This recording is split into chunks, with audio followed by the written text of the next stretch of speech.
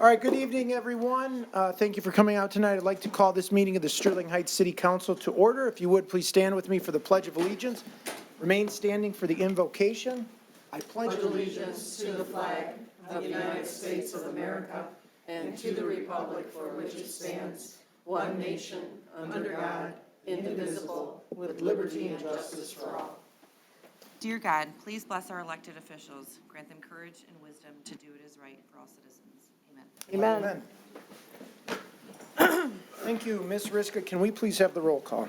Mayor Taylor. Here. Mrs. Sarasky. Here. Mrs. Kosky. Present. Mr. Radke. Present. Mrs. Schmidt. Present. Mr. Yanis. Here. Mrs. York. Present. Thank you, council. We need approval of the agenda. Mr. Mayor, Mrs. Kosky. move to approve the agenda. Support. It's been moved and supported. Is there any discussion? Mayor Taylor? Mrs. Schmidt. I would like to pull consent item J and make it 9D, please, for consideration. Okay, item 7J will become 9D. Thank you. Thank you, Mrs. Schmidt. Council, anything else? No further discussion. All in favor signify by saying aye. Aye. Opposed? Motion carries. First item on our agenda tonight is a report from our city manager, Mark Vanderpool. Mr. Vanderpool. Thank you very much, Mayor. I wanted to remind everyone that our next city council meeting is August 1st, and that is the same night as our Sterling Heights Police Department National Night Out, which is a nationwide event. Many of you have probably attended it, so you can get a 2-for-1 on August 1st. You can attend the council meeting, and you can also attend National Night Out. National Night Out is right here on campus, so in front of the police department. It starts at 5:30, goes to 8 o'clock, and it has all the usual activities, including public demonstrations on public safety equipment, as well as displays from both the police and fire departments. Emergency service personnel will be on hand to speak to residents about any questions, concerns you may have, and there's always food and ice cream, and it's really a nice night for residents and children especially. So again, that is August 1st from 5:30 to 8 o'clock. And Mayor, as you and the City Council well know, we're embarking on updating our Visioning 2030 plan that was developed 10 years ago. We're now hard at work on our Visioning 2040 plan, believe it or not. So this is obviously a visionary plan, which looks forward, and we're asking residents and businesses, what is the city you would like to see in 2040? What are some improvements we need to make? What are some bold ideas that we need to be thinking about? And then what's the pathway to get there? So it's always fun to go through the process. We look forward to getting through it over the next 6 months, and as part of that process, we're having community forums. We had one last night. We had a great turnout, had some really great feedback from the community. We're going to have a business forum. We're going to be conducting surveys throughout the community. Individuals are going to have a chance to weigh in on their thoughts and ideas with through our website and the survey that will be posted on there as well.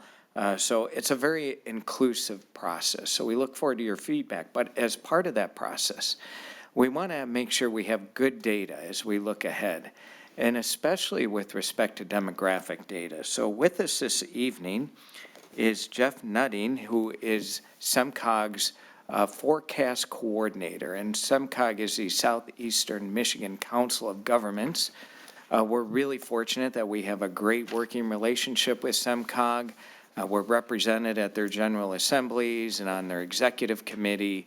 Our staff works hand in hand with them, and we really value the relationship we have with SEMCOG. So Jeff is going to lead us through the presentation and talk about the forecasting that they've done. I think you're going to be really impressed by some of these numbers. Some are very positive, some are concerning, but that's what's important, that we have good data as we think about Visioning 2040. So Mayor, I'd like to introduce Jeff. Good evening. On behalf of SEMCOG, I want to thank Mark for inviting us out to share SEMCOG's 2050 Regional Development Forecast with you.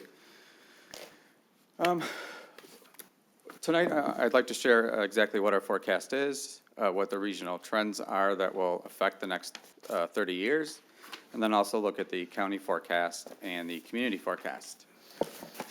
During the last 5 years, we've had quite a set of unique circumstances affect our region. We had the COVID pandemic, and that caused a recession, which caused us to lose 10% of our employment throughout the region. That's a very large hit, and we are still in the process of trying to recover those jobs today. And what we're wondering is what happened in the last few years, is that going to carry forward, or are we going to return to some sort of normalcy? So SEMCOG's Regional Development Forecast. The key messages from our forecast, which looks at the next 30 years of development, is that population growth will be modest, 6.4%, or 315,000 people over 30 years. Our employment growth will be at 9%, and our labor force growth will be at 7%. And the fact that employment growth is greater than labor force is a key indicator, as you'll see later. Another key takeaway is that our aging population is leading to a labor shortage, and that labor shortage will become more acute over time. We also looked at some alternative forecasts to examine some of the major what-ifs. So we looked at what would happen if immigration is reduced or eliminated. We also looked at the impact of electric vehicles, how fast we adopt them will affect our employment situation, and how we can do a better job in leveraging our knowledge-based industries. So some of the key milestones over the next 30 years. In 2025, we will exceed 3 million jobs. We've been awfully close at many points in our past, but we expect to finally reach that number in a couple years. 2028, our senior population will outnumber our child population, and that'll be for the first time in the history of our region. Also, 1 in 5 people in the region will be age 65 or older, and as you continue through time, the baby boom generation will be at least 65 years old in 2029. As we move forward in time, our population will exceed 5 million people in the year 2035. Healthcare will become our largest employment sector and will surpass 400,000 jobs. And at the end of the forecast period, the entire baby boom generation, the largest in our history, will be at least 85 years old.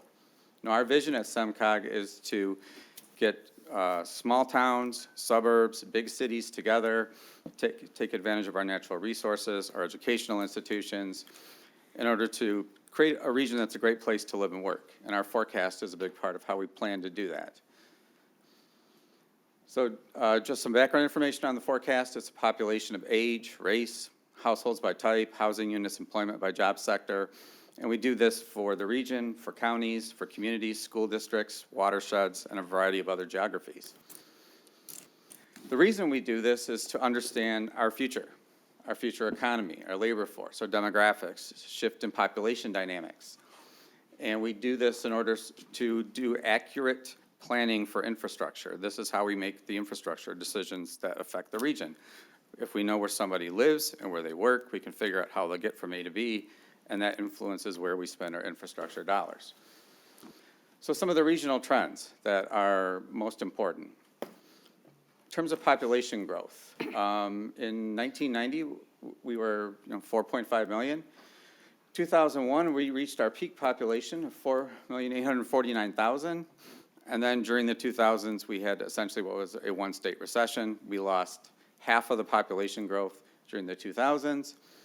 During the previous decade, we were reclaiming that population. We were almost up to where it was at the peak. And then the COVID pandemic happened, which caused another little dip. But we do expect that we will return to our peak population in the year 2027. And by 2035, we'll reach over 5 million people. So total increase of 6.4%. By comparison, the United States is expected to grow by 14.4%. So we're not even half the growth.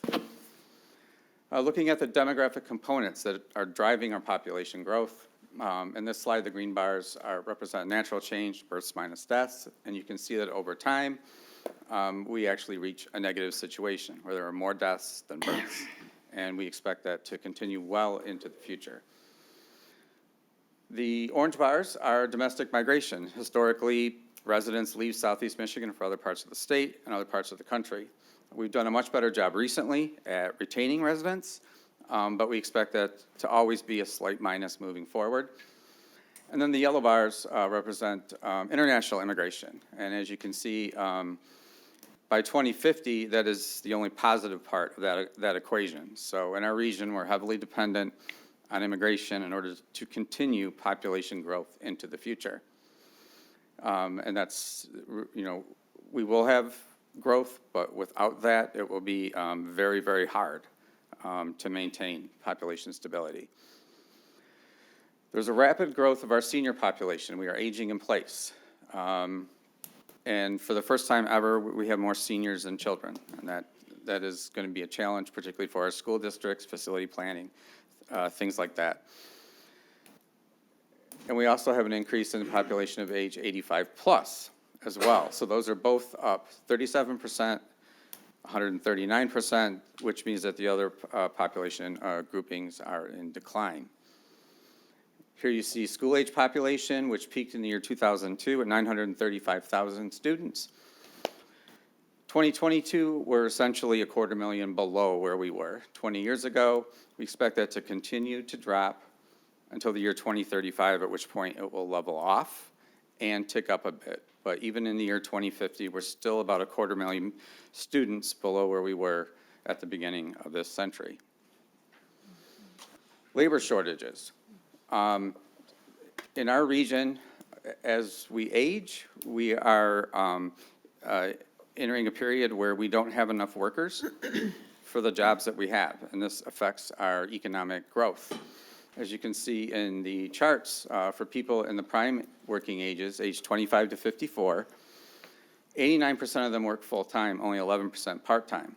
But when you look at age 65 plus, that drops to 80% and 20%. So that essentially creates a 10% gap that we need to fill by attracting more residents to our region. Total employment growth, if you look at it from 2019 to 2050, we're expecting a 9% increase in total jobs. If you look from 2020, which was the sort of the lowest point in our recent history, it'll be an increase of almost 20% from the lowest part. Most of this employment growth will happen between now and 2030, and then after that, that growth will sort of drop off, and it will remain steady but stable for the rest of the forecast period. If you look at which employment sectors are projected to grow in the future, healthcare and social assistance, these are essentially your ambulatory healthcare jobs, they are projected to be the fastest growing jobs in our region, followed by professional and technical services. These would be your engineering jobs. Manufacturing jobs are declining and will continue to decline as we shift to electric vehicles. Retail trade is also declining as well, and then we're seeing some gains in transportation and warehousing. These are jobs are essentially replacing the retail jobs. So for every 2 retail jobs we lose, we gain 1 back in logistics in terms of the large warehouses that are serving residents directly, such as Amazon, for example. And then we have a slight increase in construction jobs moving forward. So looking at the county's history, most of the growth in Macomb County occurred post-World War II. The first communities to develop was the southern part of Macomb County in the 1950s, and then it moved farther north in the 1960s. If you look at the population change by community beginning in 1950, decade by decade, you see that once Sterling Heights started to grow, in 1960, it has consistently been among the top 5 fastest growing communities in Macomb County. And we expect that to continue into the future. The only difference that you'll see is that the raw numbers are considerably less than that boom period during the 60s and 70s. Probably the best indicator to look at the health of a community in terms of its population is once it reaches maturity, is it maintaining its share of the county's population as it grows? And as you can see, Sterling Heights, once it reached about 15% in 1980, it has maintained that ever since. And so while stability might not be a very cool metric, I would say, you know, steady as she goes is very impressive in the demographic and economic circumstances that we're in our region. If you look at employment change by community in Macomb County, again, Sterling Heights was at the top during the boom years, beginning in 1970. And then as our economy has begun to transition, you're seeing those job growth numbers be a lot smaller than what they used to be. And the reason for these gains to be lower are, number one, we have a labor shortage. So when we don't have enough jobs, that prevents businesses from wanting to locate here. Number two, we're transitioning to electric vehicles. Electric vehicles require half the parts, half the labor, half the jobs, half the suppliers. So, you know, that has an effect on those businesses as well. So while we're adding jobs in other sectors, primarily the healthcare sector and professional services sectors, the question is, will those job gains mitigate job losses in other sectors? And so really the next 30 years is really going to be a region in transition as both the region, counties, and communities kind of, you know, learn to adapt to the new economic situation. Looking at the Macomb County forecast, you see very good growth of 9.2% in population. That's well above the 6.4 for the region. Strong growth in household population, very large growth in group quarters population of 25%. This is essentially your nursing home and assisted living facility residents, and that type of housing situation is going to become more common in the future. And then you look at population growth by age for those under age 18, children, minus 2.9%, population age 18 plus, 12.3% growth. That's actually very good growth compared to many other places in our region. Looking at household characteristics in Macomb County, 10.3% increase in total households. You see a slight decline in households with children, but a very large increase in households with seniors at 43.4%. So how we plan for a future where more and more of the households are seniors is going to have a big impact on every community's success. And we also see continued decline in household size. And then looking at the employment picture in the county, total employment is 6.7% increase. That's a bit below the regional average. Manufacturing will drop 10.4%, retail trade 22.7%. So those are the two sectors that are going to lose jobs. But transportation and utilities, that would include the logistics jobs, is up 34%, and professional and technical services 22%, healthcare 28%. So those are three big growth sectors. And those are the sectors that communities should look to in order to attract those types of businesses to have job growth in the future. Moving down to the community forecast, here we have charted population, households, jobs, housing units, and what you see essentially is slight but steady growth. As I said before, steady as she goes. Looking at the population forecast for the community, total population is 7% increase, so that's a bit above the regional average of 6.4. Steady growth in household population, group quarters population, and then you look at the population for children, it's a slight decline, minus 6%, and population age 18 plus, 10.2%. Housing unit growth remains steady. Household size continues to drop, is dropping across the region and has been for decades. And then you look at households with children, 5% decline. Households without children, a 15% increase. And then you look at with seniors, a 40% increase in households with seniors, and without seniors, a 9.5% decrease. So I think that sort of clearly illustrates that the majority of the pop growth that we'll see in our region is going to be seniors aging in place. One of the common questions we get, particularly for when communities have large projects, like for example, the Lakeside Mall site is being proposal to change that and add, I believe it's a couple thousand housing units. And people will say, how can we add 2,000 housing units, but we don't have any population growth? And that's a very good question. And this slide attempts to answer that question. If you look at household size in 1970, it was 3.75. And you look at it today and into the future, and we're down to 2.5. So that means for every single house in a community, there's 1.25 fewer people over time. And so even though you're adding more housing over time, you're filling those with less people. And so over time, that will ebb and flow. And so if you look between 2020 and 2030, you'll see a increase in population from new construction of 4,908 people. But then you also have a decrease of 4,430 people from a decline in household size. And so those two things will constantly battle over time. You also have changes in vacancy rate that can also affect that as well. But I just wanted to illustrate, why that is, why you can have growth, a lot of new housing, but you don't see it in the population side right away. You will see it down the line. If you look at from 2030 to 2040, you're going to add more than 5,000 people from new construction and only lose 214 from changes in household size. So it will balance itself out over time. And if you look at the employment forecast for Sterling Heights, total increase in jobs of just 1.5%.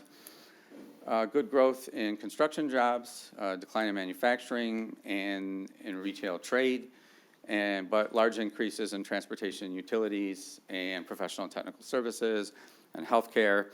So in the immediate future, it's about balancing job gains from the sectors that are growing versus attempting to mitigate jobs lost from those sectors that are in decline.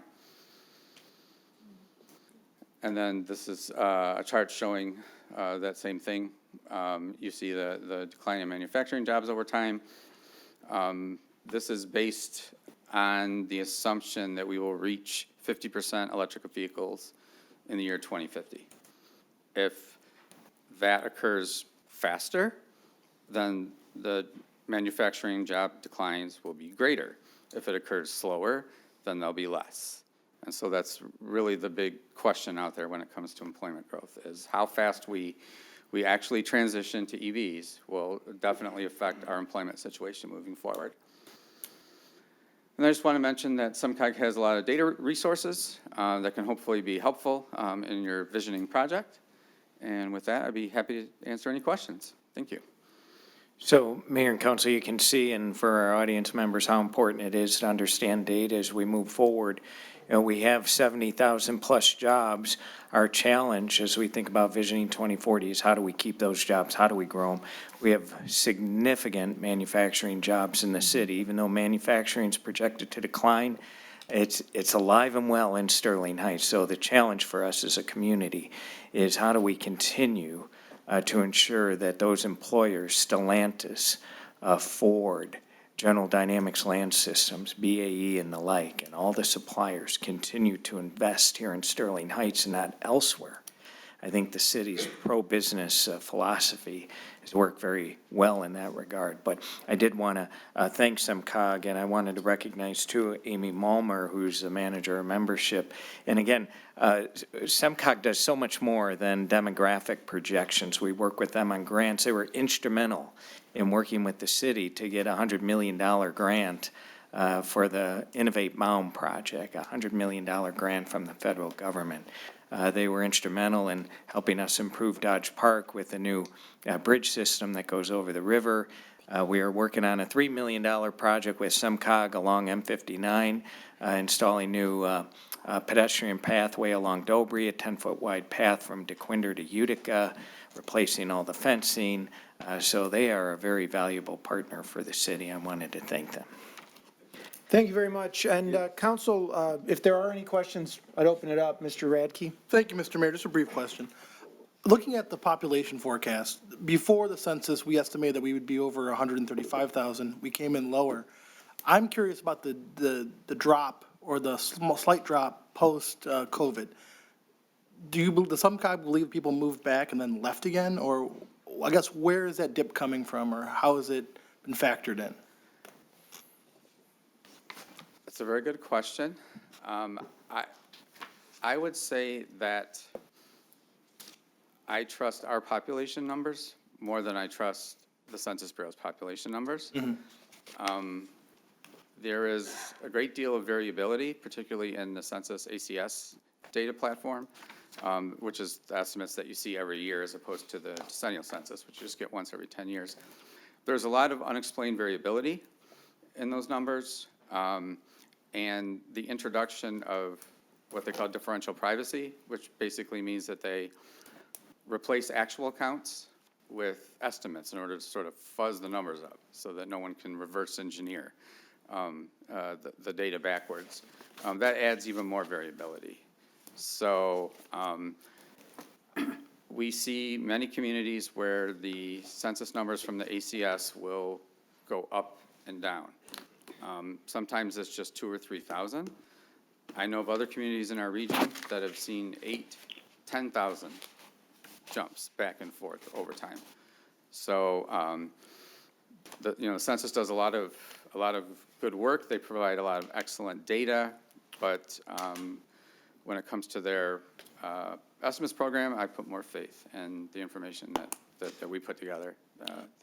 One other concern of mine, and I know that I've talked with our U.S. senators about it, is creating a MENA category, a Middle Eastern North African category, so that we can properly ascertain our population. Because in Sterling Heights, we believe we have a large contingent of these folks that the census otherwise elides. So any support SEMCOG could give us on that, I think, would be highly appreciative. I guess my final question would be, I know that Mayor Duggan in Detroit believes the census was conducted improperly and was very wrong. And I'm curious if any other communities are pushing back, because I think the numbers in Sterling Heights don't make sense to me.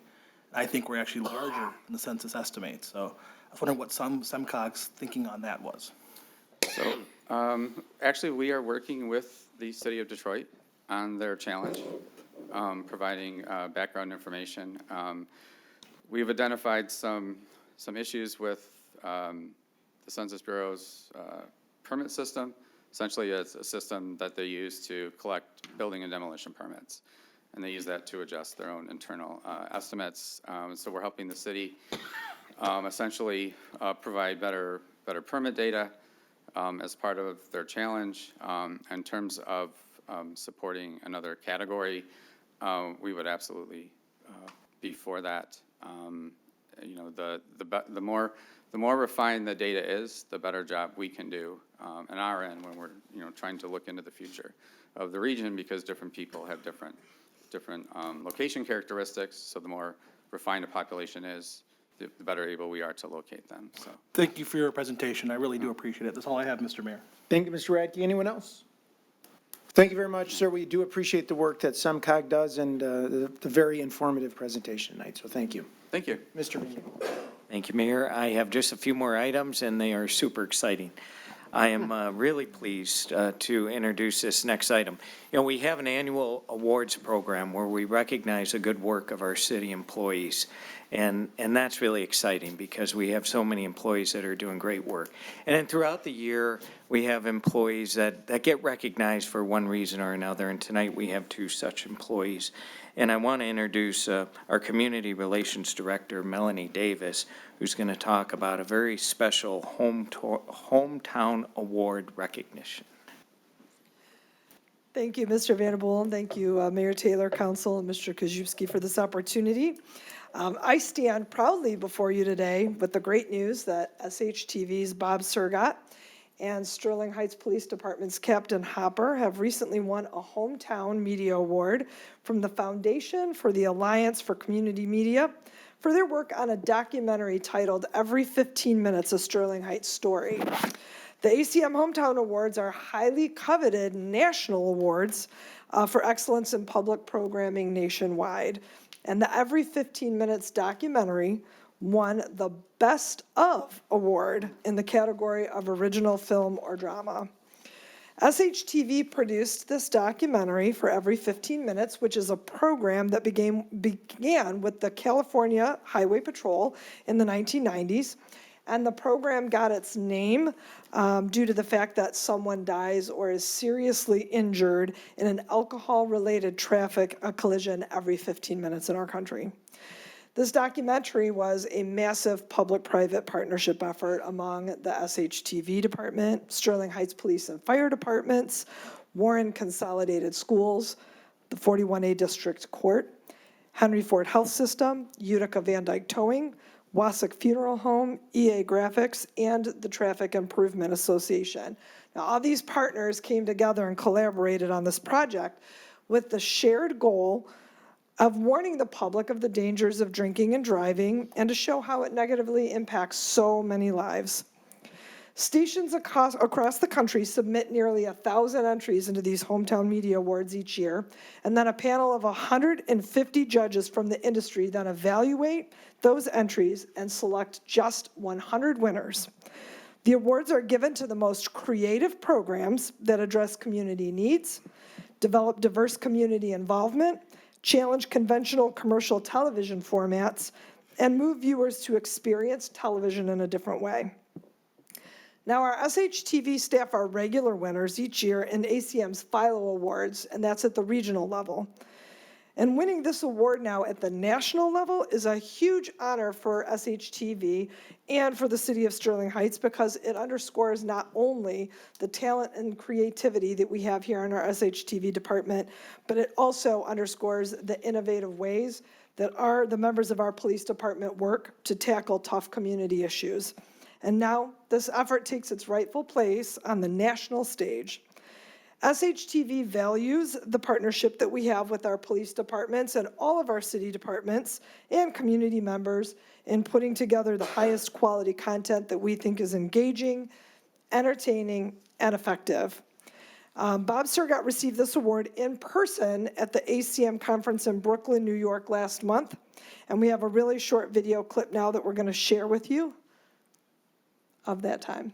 The original film drama category is a scripted and/or acted dramatic show or series, scripted action or adventure, reenactment or suspense program, a humorous show or series, traditional or innovative art, poetry, spoken recital, theater, or other art medium, such as video art or experimental videos, other non-musical art medium, or artist profiles. In the category of Original Film Drama Access Center Professional, the hometown goes to Robert Surgott and Colleen Hopper from Sterling Heights Television for the project titled Every 15 Minutes, A Sterling Heights Story.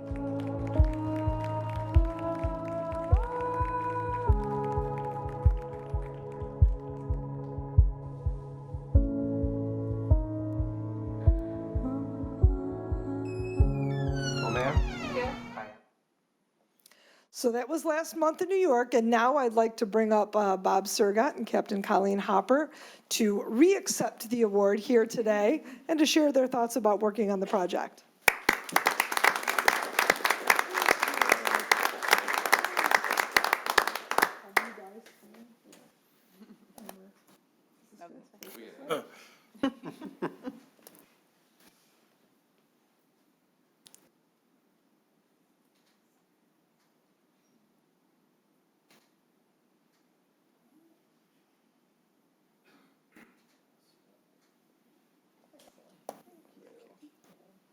And Bob, just so you know, Dan asked me if it'd be all right if he could pipe in some music to play you off if the speech goes a little too long.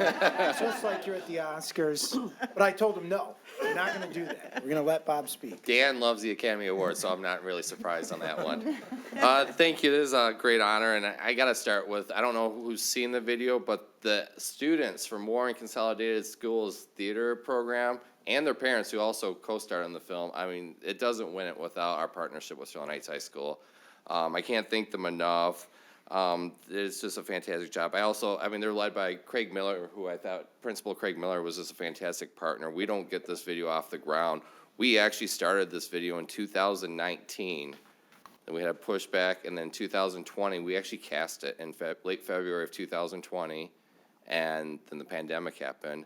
And because of Principal Miller and Captain Hopper, the program, we just stayed committed. We waited out the 2 years and finally got to make it. And it It couldn't be made without our Sterling Heights Police Department, our Fire Department, Henry Ford Hospital, again, Warren Consolidated Schools, our city council, our city management, our police chief, our community relations department. There's so much invaluable support. No one questions, why are you doing it this way? Why are you getting involved in this program? It's, hey, here's the ball, take it, run with it, and score a touchdown. And most notably, I gotta thank Dan Rizek. When it's a two-person channel, when he does a video, I do some work on it. When I do a video, he does some work on it. So, I mean, this couldn't have been done without Dan Rizek either. And I'm just scanning, most notably, I gotta thank Colleen Hopper. She's the one that thought of the video, and like I said, was the leading force in the drive, and she's got the whole police department involved. Different police sergeants led different aspects. So when I went to Henry Ford Hospital, everyone there knew what was going on, and it was just an easy process. It was so easy to work with everyone on the police department. And it's been 35 minutes. I just want to say the video is every 15 minutes. That means 3 people have been seriously injured or killed in a car accident while this council meeting has been going on. I think it's inexcusable when we have cell phones. Please, people, just use a ride steering service or call a family member or friend, because we shouldn't be making this video. It should be done by now. We should be using our cell phones properly. Thank you.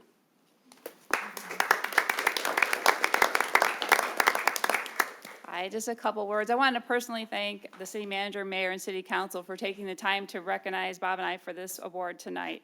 I would also like to thank Chief Wojciechowski for allowing me to take on this great program. Without his support, it wouldn't have happened. Sometimes I come to him with ideas, and he's like, well, now what are you doing? When I saw this program presented for the first time at a MAD conference, I knew I had to do this. I had chills up my spine when they described the program and showed their video from another county in Michigan. It's such an important message for everyone to not drive while under the influence of alcohol or any substance that might impair your driving and judgment. I can't thank Bob enough for taking this journey with me. When I first told Bob about this project, he instantly jumped in, and his creative juices were flowing right away. I couldn't ask for a better partner with SHTV, and I couldn't be happier for him to win this award. Couldn't have pulled this off without the partnership of Dr. Livernoy, Warren Consolidated Schools, in particular, as mentioned, Sterling Heights High School Principal Craig Miller. The assistance of traffic sergeants, Carrion, LaRue, and Bruder all made this come together, along with all of our community partners. Without them, this wouldn't have been the success it was. This project is just one of many that showcases the hard work of all of our employees and community partners, and I couldn't be more blessed to work for the city of Sterling Heights. Finally, I encourage everyone, especially those with teenagers, to watch the video on YouTube, which simply can be found by searching every 15 minutes Sterling Heights. Thank you so much.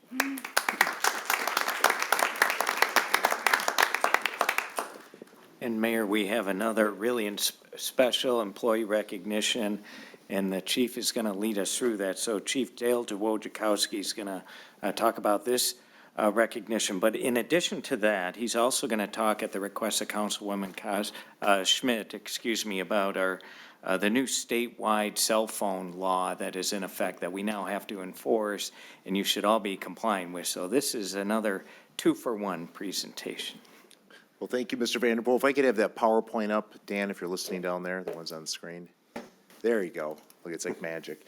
Remind me, Mr. Vanderpool, to bring up the hands-free law before the end of this. I got a lot to talk about tonight, but we're here to talk about our one and only Sergeant Lamar Cashat. Lamar was just promoted a couple months ago to sergeant, and he came to us, 8 years ago now, Lamar? And Chaldean American. Comes here to Sterling Heights, and you all know we have a huge Chaldean population, and he's been highly successful is an understatement. Lamar has literally been part of every single thing we do in the police department, from our honor guard to our core program, to the bike officers, a drug officer, a road officer, a traffic officer. He has literally done it all here, and rightfully have just been promoted. We're so excited. And just recently, the Chaldean News featured him as someone special in this field of law enforcement, and the pathway he took from Saginaw, where he was born and raised, to where he ended up today. And Lamar, why don't you come on up here right now with me? And he's going to talk a little bit about that journey and what it means to be a police officer here in Sterling Heights. But before we get into that and why he was rightfully highlighted in this article, just a couple weeks ago, just to show you, Lamar is now a road sergeant. He's out there making sure the guys on the road are safe and that we're doing the right thing. And he's out there being a cop as well. And This just happened a couple weeks ago. He does a traffic stop on Mound Road at 17, literally for speeding. And this is what's in the car: a ton of drugs and a ton of money. A proactive stop. The guy is driving, he's speeding, he's brake checking somebody, he's got a warrant for his arrest, and this is what he finds on the road. 10 pounds of loose marijuana, 400 glass jars of concentrated marijuana wax, which no doubt was going to a dispensary to be sold as black market marijuana product at a dispensary, and $105,000 US cash, which we all seized. This is just a random stop from Lamarcus Schott out there doing his job, stopping cars, and it was all kind of funny. He was highlighting this article. He makes this stop. It just kind of goes along with Lamar. I was telling him he needs some more shelves at his home for his awards. But with that, I'll turn over the microphone to Lamar. Thanks, Chief. I think that traffic stop is just a very expensive speeding ticket. Right? So I do want to appreciate all of City Council, the city government, our police administration.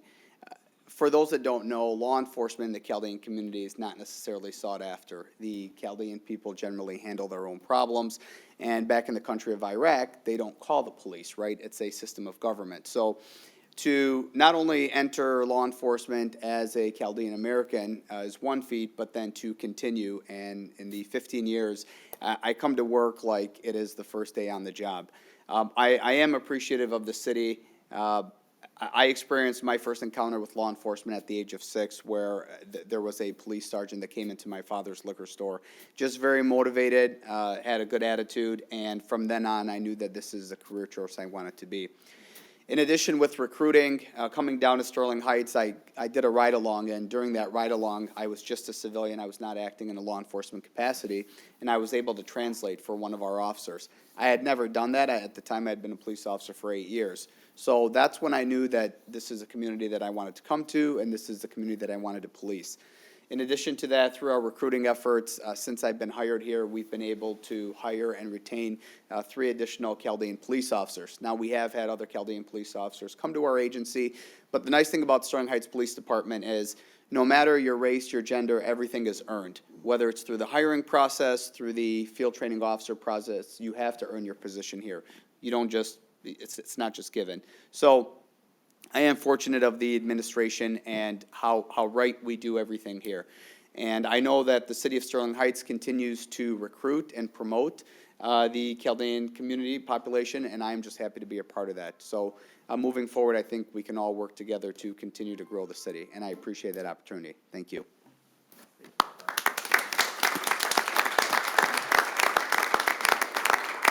I also have Stacy Barry from the Chaldean Community Foundation who'd like to highlight a couple of the programs we've been working on with them, and it's quite extensive. Stacy, do you want to come on up? We do a lot of partnership with the Chaldean Community Foundation, and she'll talk a lot about some of the programs that we do, but we're very proud of that organization. They do such great work, and Martin Manna, their president down there, we seem like we're down there every week, and Stacy's such a key member of that team, but I just want to turn it over to her for a few words. Thank you. Thank you, Chief, and good evening, everyone. Thank you for having me today. I'd like to congratulate Sergeant Kashat. What a well-deserved honor. I've known Lamar for quite some time now, many, many years, and I know that he's worked so hard to get this well-deserved promotion. Chief Dwijakowski, thank you, and City Council, City Manager Mark Vanderpool, Mayor Taylor, thank you for the opportunity to speak this evening. I'd like to thank the Sterling Heights Police Department for their continued support and partnership. The police department has done such a great job of really engaging with the community, not just the greater community, but the Chaldean community as well. They have really been embedded in many of our initiatives, as Chief Dwijakowski mentioned. These initiatives include recruitment events. We understand and really appreciate that the Sterling Heights Police Department understands the importance of making sure that their force represents the community that they serve. We have worked with the police department to provide safety trainings to our staff. Actually, we have one scheduled tomorrow afternoon. We have worked with the Sterling Heights Police Department to provide various town halls and community forums to our to educate the greater community, not just the Chaldean community. We are so fortunate to have this partnership with the Sterling Heights Police Department. They are often in our building, as Chief mentioned, and really only a quick call away when we need them. Just to give a good example, we had a rock thrown through our window the other day, and I called Sergeant Susala up and I said, hey, Sergeant Susala, can you come check this out just to make sure this is okay? And he was there within minutes to really make sure that we were safe, and we really do appreciate being able to do that and call up the officers when we need them. More recently, I was actually asked to be on the Talkin' the Beat podcast with Officer Reynolds and Officer Coates. So that podcast and that show will probably be featured in the next couple of weeks. You'll have an opportunity to hear that. But we talk a little bit about the Chaldean community, the Chaldean Community Foundation, and the work that we're doing here in Sterling Heights and in the greater community. For those of you that don't know, the Chaldean Community Foundation is headquartered in Sterling Heights, and we provide social services to the greater community. We serve nearly 40,000 individuals a year, 20% of which are non-Chaldean. We so very much value our partnership, not only with the Sterling Heights Police Department, but also with the city of Sterling Heights, and really look forward to continuing that partnership with you all. Thank you again for the opportunity to speak this evening.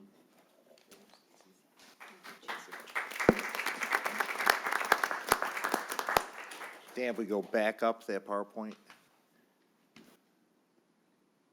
There we go. I just a couple more things on community. Like Stacy said, what are we doing in the community to engage, educate, and recruit? Big topics for law enforcement. Engagement. SHTV, we just started it's a mini web series on Facebook where we're featuring local businesses, highlighting what they do, their journey, how they got here, and how we have this partnership with all of our businesses. It's been very successful. Thousands and thousands of views. The comments are excellent. Very well done by SHTV. We appreciate their effort. One of our first episodes featuring Flaming Grill on Mound Road. Noah, first generation from Albania, comes here, has the American dream, opens up a restaurant, and we're able to highlight that and focus on that relationship with our community. Another episode with Andrea, who's part of our African American Coalition with Nothing But Cakes up there on M59. Very successful business. In fact, we actually had a traffic complaint up there on Easter because there were so many cars in the parking lot to buy bunt cakes. So she is doing very well up there. We did another episode with Andrea and her staff. Our Talking the Beat podcast. Again, in law enforcement having a podcast, very unusual. We said, let's give it a shot. Let's see what happens. We have thousands of people now subscribed to our podcast, and they are listening on topics from mental health, drug issues. We have judges, police officers, the Chaldean Foundation, a lot of people on the podcast. So again, it's working. The engagement is working. Our clergy forum, we meet every quarter. We work with all of our houses of worship, and that's a great partnership that we have with them. Our African American Coalition, which we started a few years back, a very important group. Our rising population of African Americans in Sterling Heights is important to us, and engagement in that community is important. And this group does great work, including their Juneteenth event, a large turnout there, which we had officers at as well. And our education component, making sure that you can even see in this picture, the diversity in this picture. This is one of our elementaries in Sterling Heights. We have 19 of them that we offer the Smart Moves program. We have officers embedded with these kids for 10 weeks, every single school, telling them the importance and dangers of drug use and vaping and marijuana and social media decisions. So we are out there with our kids, educating them as well. And then our recruitment efforts. This is just recently at a job fair in Detroit. We have 11 officers on our recruitment team. We travel the state of Michigan. We go anywhere where there's possible recruits. And we tell them what Sterling Heights is selling, and we encourage them to come and apply. So we're all over the place, and that's why we still get a lot of people applying here to Sterling Heights. This is one of our job fairs that we held at the Chaldean Community Foundation. We brought in the Michigan State Police and the FBI and Sterling Heights. We kind of did 3 different levels, local, state, and federal law enforcement, and a great turnout, great event there. And this is another recruitment event that we held at a regional police academy up north. So we traveled the entire state looking for great candidates. And with that, that kind of wraps up that section of it, and I want to finish up with the hands-free driving law. That law went live right at the end of June. We went on a full public media campaign. Our own Sergeant Kashat was featured on a local news, doing traffic stops, handing out informational sheets about what the new law says, which says you can't have a phone in your hand, period. You cannot manipulate the phone. You can't have it in your hand. It was a huge change, one of the biggest changes we've seen in driving in the last 20 years. We know it will save lives, absolutely. So our officers were encouraged to educate and warn, care for these first few weeks, and then start writing the tickets. It's so easy to do. As you all drive, every day when you come here, you can probably look left or right and see someone on their phone in their car within their hand. That's going to be a ticket really quickly here, and we're going to write a lot of them because we know that distracted driving, people that use their phone when they drive, cause the lion's share of the accidents that we see. So we're working on that right now, and that's going to be a big push, and we have some overtime details coming up that are going to focus on nothing but the hands-free driving law. So with that, turn it over to you, Mr. Vanderpool. Mayor, just one last item on my report. I know you're all looking forward to this. It really doesn't even require an introduction. We have a short 3-minute video about an important event happening next week. I did want to apologize for my lengthy report. It was not this long in rehearsal, but this is the final item. July is here, which means Sterling Fest is just a few short weeks away. Sterling Fest runs from 10 a.m. to 11 p.m. on July 27th, 28th, and 29th.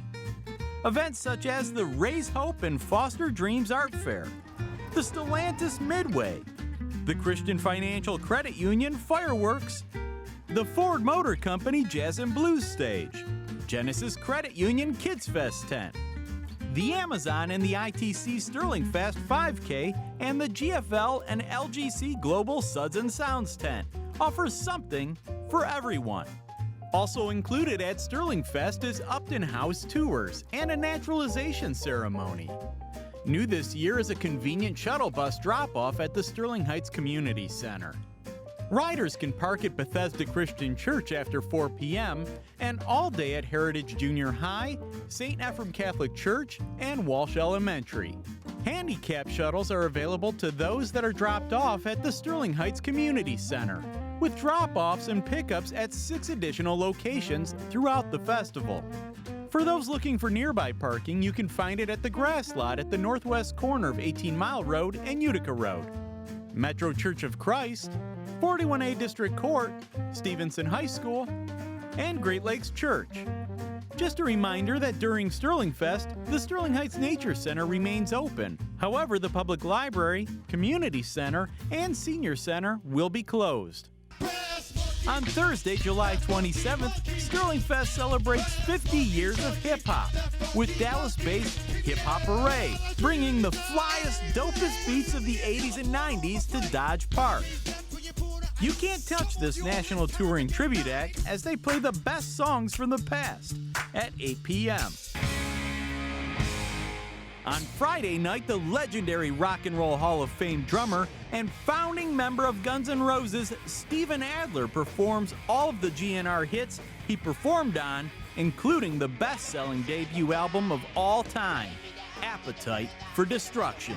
Also performing Friday night, one of the biggest modern bands from right here in Metro Detroit, No Resolve, performing many of their internationally known hits from their catalog of over 35 million Spotify streams.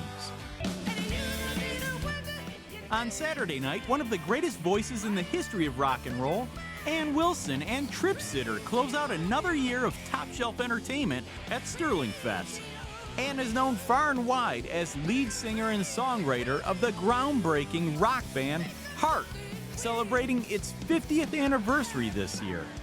This Rock and Roll Hall of Famer performs her iconic hits, including Straight On, Crazy on You, Magic Man, and Barracuda. Reuniting to open for Ann Wilson is Black Irish, this time featuring Tasha Owens performing a tribute to Sterling Heights' own internationally acclaimed guitarist, Jim McCarty. Don't miss the fun and excitement at this year's Sterling Fest, July 27, 28, and 29.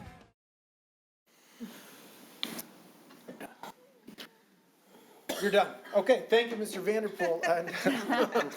Ba-dum-bum. Are we on TV right now? Okay.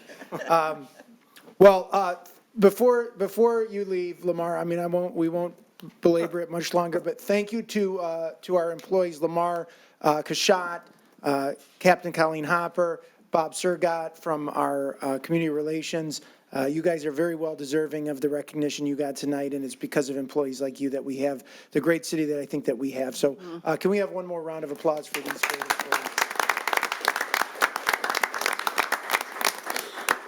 All right, you can go. Unless you want to stick around, we're just, oh, yeah, you got a meeting. You got a meeting. All right, thank you for that again, Mr. Vanderpool. A lot of very, very good information. So we do have a public hearing tonight. This, the next item on our agenda tonight is a public hearing, and this is to consider the application by Mancini Holdings, 42540 LLC, for a speculative building designation at 42540 R Mancini Drive. We have a presentation from our Senior Economic Development Advisor, Luke Bonner. Mr. Bonner. Thank you, Mayor and Mr. Vanderpool, members of council. That Sterling Fest video was intense. I am like sweating after watching that.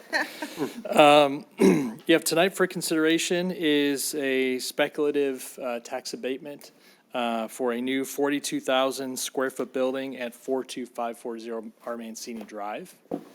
So this is the last lot the Mancini Holdings has. And they're actually looking for more opportunities for new development.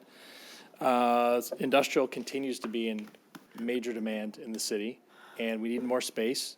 The speculative designation allows them to proceed with construction and reserves or holds the opportunity for a future tenant come back at a later date, actually up to 9 years at a later date, to apply for an industrial facilities exemption certificate.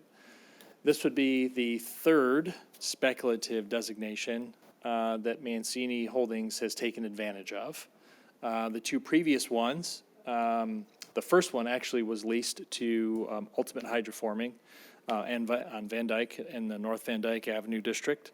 The second actually lease was just signed by Tunker's Mastech, who's currently located at Center Drive and Mound.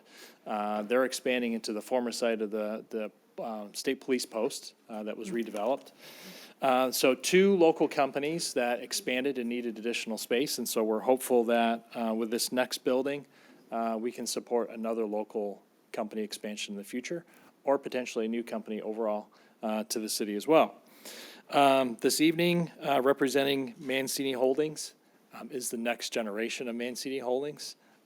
Nico and Marcello Mancini are here, and I believe Nico would like to come up and say a few words.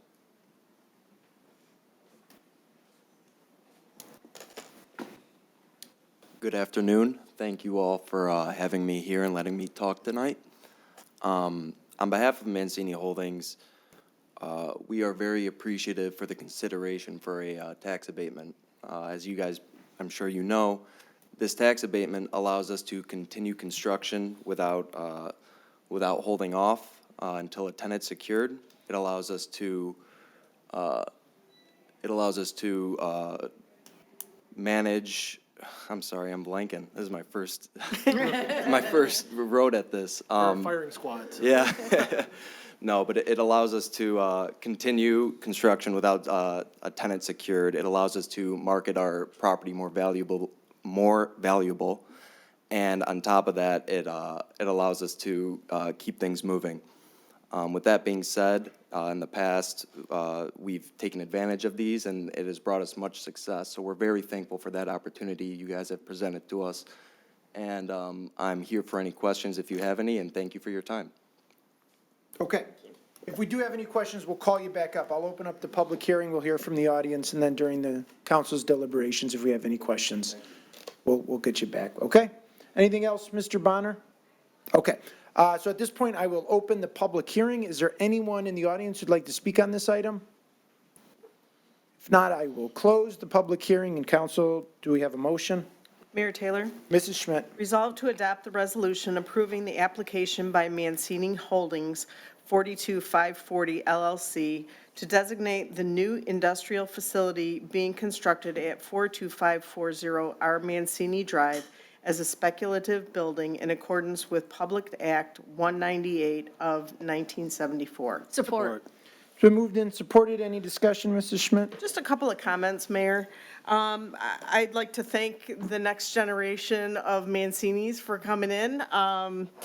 It's been a pleasure to have your organization in our community for decades, and to see that you just continue to invest in our community is a wonderful thing.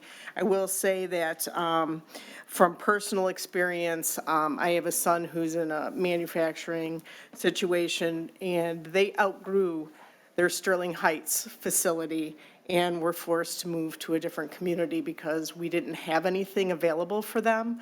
So to see that you're going to give companies the advantage to stay in Sterling Heights that want to expand, I commend you and I wish you very much luck. Thank you. Council, anyone else? With no further discussion, all in favor signify by saying aye. Aye. Opposed? Motion carries. Congrats. Good job. Good luck. Thank you again. Next item on our agenda tonight is an ordinance introduction, and this is to consider introduction of an ordinance amending the City Code of Ordinances to increase the number of members and modify the composition and responsibilities of the Sustainability Commission. We do have a presentation from our Planner 2, Alexis Richards. Ms. Richards. Good evening, everyone, City Council, Mr. Mayor, Mr. Koszewski, and Mr. Vanderpool. Thank you for having me here. I am here tonight on behalf of the Sustainability Commission to talk about the potential introduction of an ordinance modification that would increase the number of members and modify the composition and responsibilities of the Sustainability Commission. Before we get into the amendment, I'd like to just kind of provide a little bit of background. So the ordinance creating the Sustainability Commission was adopted by City Council at the March 17, 2020 regular meeting. The adopted ordinance provides for a 5-member Sustainability Commission. One of those members is able to reside outside of Sterling Heights. And then the Sustainability Commission has made great strides in advancing sustainability for the community, including finalizing and publishing the award-winning Sterling Heights Sustainability Plan. Looking at the proposed amendment, the Sustainability Commission is recommending introduction and adoption of an ordinance that amends Chapter 2, Article 3, Division 14 of the City Code entitled Sustainability Commission to increase the size of the commission. So this would increase the number of members on the commission from 5 to 9. The number of non-residence members would also be increased from 1 to 2. The initial appointments of the 4 additional members would be for 3 years for one member, 2 years for another member, and then 1 year for the remaining 2 members, so that terms expire each year. It would also align reporting, so this would move the required annual report to City Council on behalf of the Sustainability Commission, detailing the events and accomplishments from June/July to February or at Council's earliest convenience. And then this just aligns the Sustainability Commission with other city boards and commissions that are required to provide annual reporting. With that covers the amendment, and I thank you. We also have Nathan Inks, our Sustainability Chair member, in the audience, so myself and he are both available for questions. And I would like to note that tomorrow we have a Sustainability Commission meeting, so if anybody from the public would like to come, we have it in 106 at 6 p.m., and it's the third Wednesday of every month. So, thank you. Okay, thank you very much, Ms. Richards. And is there anyone in the audience who'd like to speak on this item? If not, council, we need a motion. Mayor Taylor? Mrs. Sarowski. Okay, thank you, Mayor.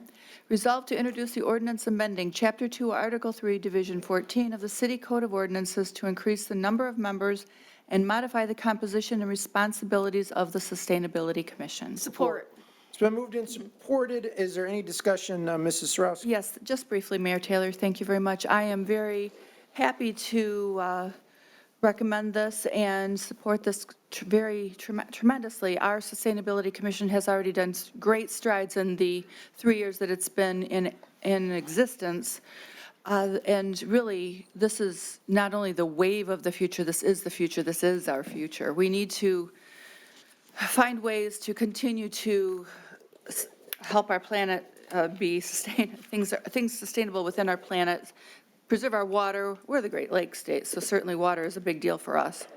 But also find plastics and make sure that we are promoting plastics that are biodegradable, and find ways to make sure that our community continues to promote things that are not harming our environment, the air, the water. We've just gone through another plume of smoke. And for those of us, I grew up with heavy smokers, so my lungs are not great. And every time that we go through that plume of smoke that comes from Canada, it kills me. And so we need to find ways to make sure that these kinds of things do not continue to happen. Sustainability Commission is just one small way that we can continue that. So I'm very much in favor of bigger members, more members. They may or may not be bigger, but just the size of them doesn't matter. The numbers of them matter. So more members in order to promote this. We'll take members of all shapes and sizes. We'll take them all, sizes. Yeah, big, small, you know. But anyway, but the more members will increase our ability to get more done, so I'm in favor of this. Thank you very much, Mayor. Thank you, Ms. Sarowski. Mr. Radke? Thank you, Mr. Mayor. Just very briefly, I'm in favor of this. Our Sustainability Commission has done a lot with the few members they have. I know that they've had instances where they've had absences and maybe the work might have slowed down a little bit. Getting them a little bit more support and enough people that they could split the work up, I think is going to be beneficial to the entire city. They won an award last year, so they're doing great work, and we appreciate all they do for us. That's all I have, Mr. Mayor. Thank you, Mr. Radke. Council, anyone else? Mrs. Zarko? Mayor Taylor, thank you. Through the chair to Ms. Richards. I guess I would be interested in what the qualifications would be for the non-residents that would be a part of this board. Is that where you would look for an expert in the field of sustainability? Does it mean a business owner that might be in the city that's willing to serve on the, on this commission? Would that be who it would, or, is that who you mean that you would want to sit on this board? Yes to both. Non-residents that have experience in sustainability are more than welcome, as well as business owners, especially as we're looking to increase our sustainability efforts for residents. Business owners are a big component of that, so I would highly encourage any business owner that would like to participate in our sustainability efforts. I think when we start asking people to serve on that committee, we might make mention that those are the type of people that we're looking for those two positions. Most definitely. Nothing further. Thank you, Ms. Zarko. Council, anyone else? Mr. Mayor. Mr. Yanez? Thank you, Mr. Mayor. So Mrs. Yarko just asked my question, so that's, thank you for that answer. I will say that this is one of the brightest groups of people I've had a chance to interact with here at the city. They're very dedicated, and they're very knowledgeable, and if there's something they don't know, they do the work to find out the information. And as Mr. Radke pointed out, they are award-winning. They've done great work, and I'm very proud of the work that they've done. I look forward to what they plan on presenting to the city in the future. Through the chair to Ms. Richards, with the expansion of the body, is it your intent to start breaking the committee as a whole down to subcommittees? That's a great question. So we already have 3 subcommittees in the commission. We have a green energy, a recycling committee, and then a stormwater committee. I think the intention with the expansion would be to add on another committee, and that would be at the purview of the Sustainability Commission to identify interest or what have you. Very good. Thank you. That's all I have, Mr. Mayor. Thank you, Mr. Yanez. Council, anyone else? No further discussion. All in favor signify by saying aye. Aye. Opposed? Motion carries. Thank you again, Ms. Richards. Next up is an ordinance introduction, and this is to consider introduction of a map amendment to zoning ordinance number 278 to conditionally rezone property situated on the south side of Metropolitan Parkway, east of DeQuinda Road in Section 30 from C2 Plan Comparison District to C3 General Business District, case number PZ 23-0002. We have a presentation from our city planner, Dr. Jake Parcell. Dr. Parcell. Thank you very much. Have in front of you tonight an introduction to an amendment to the zoning ordinance PZ 23-0002, a conditional rezoning for an L car wash. The applicant is requesting conditional rezoning from C2 to C3 to upzone it to allow for the construction of an automobile wash facility. This went through the Planning Commission public hearing process, was approved or recommended approval to council on May 10th by a vote of 7-0. Some changes have occurred from that meeting to now to, in my eyes, improve the project before it's brought to you tonight. So I look forward to discussing those. As I discussed, existing zoning is C2, existing land use is vacant. You'll see here, ultimately, this is the corner of DeQuinder and Metropolitan Parkway.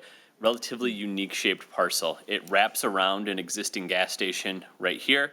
The other side of the street here is Troy. There are two frontages on the parcel, giving it this kind of strange L shape, leading to some, well, really the only modification that we'll be discussing tonight on the site.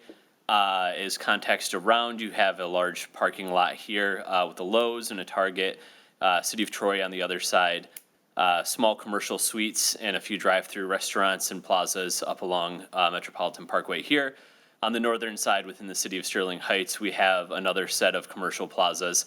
And I will note there is one car wash located about right here, 500 feet or so away across from Metropolitan Parkway. For nature of this corner, city staff believes that providing service on each side of the street is important since the corner anticipates approximately 58,000 vehicles per day. One of the larger, most well-traveled corners throughout our western side of the city. Master Land Use Plan, it designates this as a regional commercial, which is fitting due to its location to Troy next door and leading into the middle of the city. We believe that this use will attract customers coming into the city on that side of the road and up to Quinder, and ones that are going to this commercial plaza and specifically. Here's an aerial image. It's a relatively unused, completely flat, vacant site. There's some small trees along the front, some bushes behind the existing gas station, and then some on DeQuinder, but ultimately it's fronted by the parking lot on the interior and both sides. Here's a Google Street View image for you to see, more or less just a vacant parcel here, and from DeQuinder, the more narrow frontage. So the applicant's proposal is, as I mentioned, conditional rezoning C2 to C3. It's worth noting, as I forgot to on the zoning map, but the parcel on the corner of the gas station is zoned C3. This parcel completely envelopes that parcel and then is separated from C2 from there. They're proposing a 2,710 square foot building on site that is approximately 1.2 acres in size. As I mentioned, the lot has two frontages, which makes addressing the setbacks relatively difficult in terms of how you kind of view site design. There are 22 vacuums on site. These have corresponding parking spaces with a pergola along them. They're on the eastern and southern side of the site. Instead of access on Mound or DeQuinder, we are concerned with having two curb cuts and traffic entering on site. Entrance will happen through the access lane in the Lowe's parking lot to avoid stacking up onto the major thoroughfares. Vacuum spaces are covered with pergolas, and in discussion with the applicant, as they can discuss a little bit further, and as was discussed at Planning Commission, there's heated concrete along the exit drive. This way, no ice builds up, eliminating any potential dangers, slipping, people using the vacuums, and integration with the traffic as people leave the site. There are one change, as you'll note, moving forward from the Planning Commission. The site plan moved the dumpster in a location that kind of helps traffic flow a bit better. And also the material change originally proposed EFIS to a Stowe Powerwall extra seal, a reinforced stucco. And when I get to the elevation, I'll discuss the elevations a bit more. So the city analyzed this rezoning as looking at the master land use plan, designating this as a regional commercial zone, and believing that the proposed use is generally in line with this designation. It's located at two of the busiest thoroughfares. As I mentioned, this corner sees 58,433 vehicles per day, as outlined on the city's traffic count website page. The proposed use is not located in any overlay district and thus is not affected by the existing moratorium on automobile washes or drive-throughs in the city. And effectively, we believe the applicant is using a completely vacant, uniquely shaped lot that has posed some development challenges in the past. But they still are complying with the majority of the ordinance requirement, only asking for one modification. One modification is accessory structures in the front yard setback. As you see here on the site plan, on the left side of the screen, this is the DeQuinder frontage. The pergolas are being classified as accessory structures, so When you look at the setback line here, about 20 of them are in the setback here. We do not deem any of them to be site obscuring. They're approximately 35.5 feet from the property line. It's not an actual building or anything like that. It's just the cover for people who are vacuuming out their car in case of inclement weather. But as I mentioned, they enter in the site here on the southern portion. They'll flow up towards Metropolitan Parkway, around through the car wash. This site does provide employee parking here for people who are on site, including an ADA accessible space. And then the dumpster is right here, not in conflicting with any of the pergolas. Proposed heated concrete as you exit here so people can pull out, vacuum, and do so in a safe manner. They have a robust landscaping plan as well to help screen the traffic from Metropolitan Parkway into Quinder, making sure that people have visual screens as they use the site and the vacuums, and making sure that the site is well landscaped and ties into the corner quite nicely. The floor plan here shows mostly a tunnel and equipment, as is typical with a car wash. And here are updated elevations, as I'll discuss and show in the rendering. Initially, the applicant was asking for a modification to have the structure composed of EFIS. Planning department does not view this material as durable, so we discussed alternatives with the applicant, moving them away from that. Ultimately, and a large thanks to the applicant for taking our consideration, that modification was removed in the conditional rezoning agreement you see here. They are using a material we deem is durable. It's a type of stucco that is reinforced with a meshing under it, has an extended warranty. It is waterproof and weatherproof. We believe that it will provide a nice exterior finish to the development here. They also have improved added masonry around the base layer, metal paneling. There is some wood on here as well, I believe, hardy board colored. So we have upgraded all the materials on site from the Planning Commission before we brought it to you on council, and I believe have a very nice product made of durable materials. As you see here, this is how it'll tie into the corner. Metropolitan Parkway here, Quinder is here. It will wrap around the existing gas station, as we've discussed, and take all the traffic in through the access lane. And this is what you will see comparatively to the vacant, kind of sparsely treed parcel that is shown in front of you from Metropolitan Parkway. So with that, I thank you for your time. If you have any questions, I am happy to answer them. And then after that, I believe the applicant has a presentation as well. Okay. Thank you very much, Dr. Parcell. The applicant is here. Is there anything you'd like to say before we go to the audience?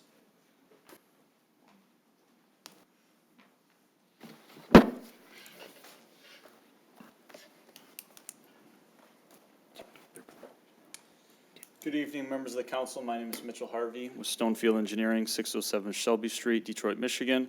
With me tonight is the applicant, Samantha Bergner, representing L Car Wash and the developer. And as Mr. Parcell mentioned, we're seeking rezone approval to C3 for the L-shaped lot located in front of the Lowe's. So, when we're going to rezone this, and, a lot of this was covered, I just want to highlight a few items. The site is master planned for a regional commercial use, which car wash is inconsistent with this overall goal. The car wash is an auto-centric use that attracts customers from different areas and neighborhoods of the city, which is one of the goals within the regional commercial master plan designation. Talking about the lot, let me know if you can't hear me, but it's a unique shape because it's long and narrow, and really what that is conducive to is a car wash, because they're a long and narrow building where you have the tunnel that the cars are going through. So we kind of found through working with city planning staff that we could configure the car wash to work within this kind of unique shaped lot that has been vacant for so many years. One thing that we also look at when we're doing a conditional rezone is we're not spot zoning. The existing Shell gas station right here is that C3 designation, so it would just be an extension of that C3, not an island of C3 zoning. Cross-access, we are going to be utilizing cross-access to this ring road here. I'll turn it over to the site plan, or actually this is the landscaping plan, but you still get the picture. We're not proposing any new curb cuts onto Metro Parkway or to Quinder. We identified those as very busy thoroughfares. We don't want to be putting any new turning movements onto those busy roads. So we're utilizing the roads, the existing driveways that surround our site, to the south for all our turning movements. Another thing I would like to point out about a car wash is,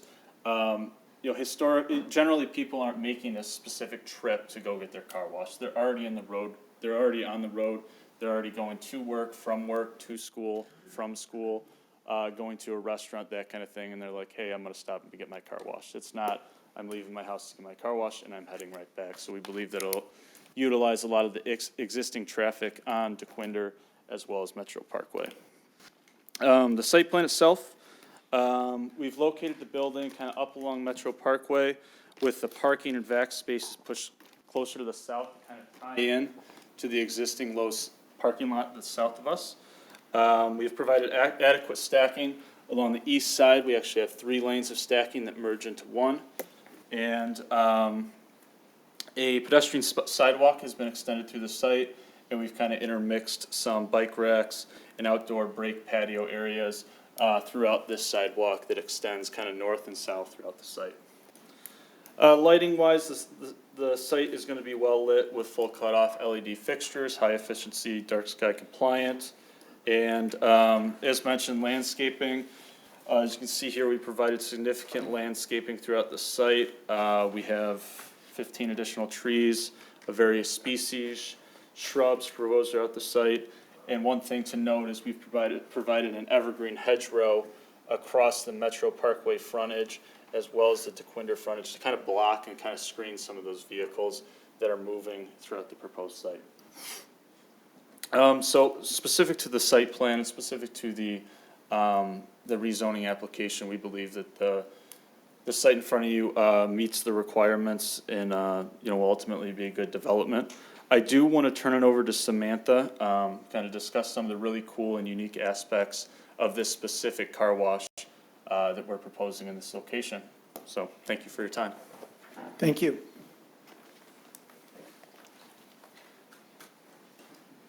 Mr. Mayor, Councilman, thank you for your time tonight. We would like to, my name is Samantha Berkner. I'm here representing El Car Wash, and would like to go into just a presentation we put together to kind of give you guys a little bit of history and background about the operations. In the interest of time, I will hit the key points and open up for questions as needed. So El Car Wash is based in Southern Florida. They are the largest car wash provider. They have decided, based on their success, to enter the Michigan market. Sterling Heights is one of the top communities that they're looking to be part of and come in and operate their business. A little bit about El Car Wash that really stands out is their community benefits and their community involvements. One of my favorite elements is the takeover days. So this consists of taking the concept of a car wash fundraiser that you see schools or sports holding and actually giving them a facility to hold it in. So the concept here is that any community group can come in and use our facility for the day, and 50% of the revenue goes back towards that fundraising group. It's something that they really pride themselves in as being part of the community, being part of the Chamber of Commerce, and really getting to know the neighboring businesses as well. So I think that really breaks them apart from a lot of the car washes you see come before you in today's community. Another element is the environmental aspect of El Car Wash. So one fact that we want to put out there is normally car washes see about 60% of reuse of water. Due to the investment in El Car Wash's equipment package, we are close to about 90% of reuse of water through reverse osmosis. We're able to really take our water that we're putting into the site and take it back and keep using it throughout our operations. We also focus on biodegradable chemicals, materials, nothing harmful to the neighborhood, and also we do reduce the water intake of your standard at-home car wash. A little bit about the noise. We do put in mufflers for the dryers at the end of the car wash to really reduce the noise at the end of our tunnels, as well as fully encasing our vacuum producers. So those are some of the largest producing noises. We encase those in concrete and really help muffle the sounds to limit disturbance in the neighborhood. Another element that is very unique with L is that all of their employees on site, they have about 5 to 8 employees on site at one time, are there to service the customer. The tunnel is fully automatic. There are no towel dryers at the end, anything of that nature. The employees are staffed solely there to help the customer experience and help people operate on our site. I won't go into further detail with the site plan. I think they did a great job covering that. So that's a little bit about our operations here, and I really appreciate your time tonight hearing our project. Thank you. Appreciate it. Okay, at this point, I will open it up to the audience, to any members of the public who are here who'd like to speak on this item. Is there anyone who'd like to go first?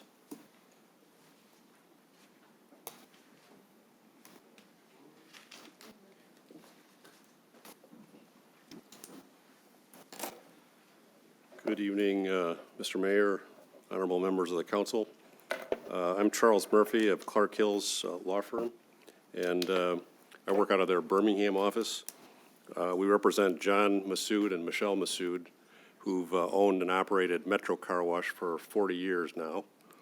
They live about a half a block away from the car wash on Dundee, where they raised their 3 children. So I've known them a little more than 35 years. In fact, I was here about 20 years ago before the council when the gas station on the southeast corner of Metro Parkway and DeQuinder sought to put in a car wash. The city council at that time denied that request. Really, the conditions haven't changed since then. In reviewing the agenda statement, the planning department and the written materials that it provided to you failed to mention Metro Car Wash. In fact, they failed to mention that there was another car wash, aside from not naming it. They're only 540 feet away. So we have a national firm with 100 car washes in Florida, now coming into Michigan, and we're asking you to kind of balance the interests of small business proprietors against a large national company that's really coming in to try to crush their competition across the street. So there's specific references to follow up on that theme in the materials that were provided to you, covering the south, the north, the east, and the west, where they mention all these other businesses, but they don't mention the other car wash. I noticed that Dr. Parcell did mention the other car wash at this point. I don't know if it's because of the email I sent about an hour before the meeting. But the planning department says that the proposal should not cause traffic concerns on Metro Parkway or DeQuinder. And you know, one of the factors the courts look at is whether or not additional traffic can be handled by major thoroughfares as one of the factors to consider about whether to accept a recommendation of the Planning Commission. One of the purposes of your zoning ordinance is to promote public safety, to ensure that land uses are situated in appropriate locations and relationships. In this case, it's 540 feet away from a business that's been there 40 years, and it's the same type of business. And to reduce hazards to life and property. We believe there's a strong likelihood that the rezoning and the development of the car wash at 1978 Metro Parkway, which has a drive-through for 21 cars and additional spaces for another 22 cars in the vacuum area, will increase congestion on DeQuinder and Metro Parkway and increase hazards to life and property. Compounding that safety issue, they're seeking a variance against the 95-foot setback on DeQuinder, which, as you know, is a major thoroughfare. There's 22 pergolas they're talking about, but 20 of them will be within that 95-foot front yard setback. So we're suggesting that the city either has its public safety department or a traffic engineer do a traffic study prior to approving this particular rezoning request by this national firm. I mean, the fact that the parcel has been vacant, it's owned by one of Mr. Simona's companies, doesn't mean that the property doesn't have a reasonable use for some other purpose within that zoning district. There's really no identifiable, demonstrable need for another car wash at Metro Parkway and DeQuinder. There's 3 car washes within a mile of that location. There's 6 if you approve the rezoning within 2 miles, and there's 23 car washes within the city. So you should consider the effect that rezoning for another car wash on surrounding property at Metro Parkway would have the most negative effect upon a business that's been there for 40 years. All right. Thank you, Mr. Murphy. We do appreciate it. Okay.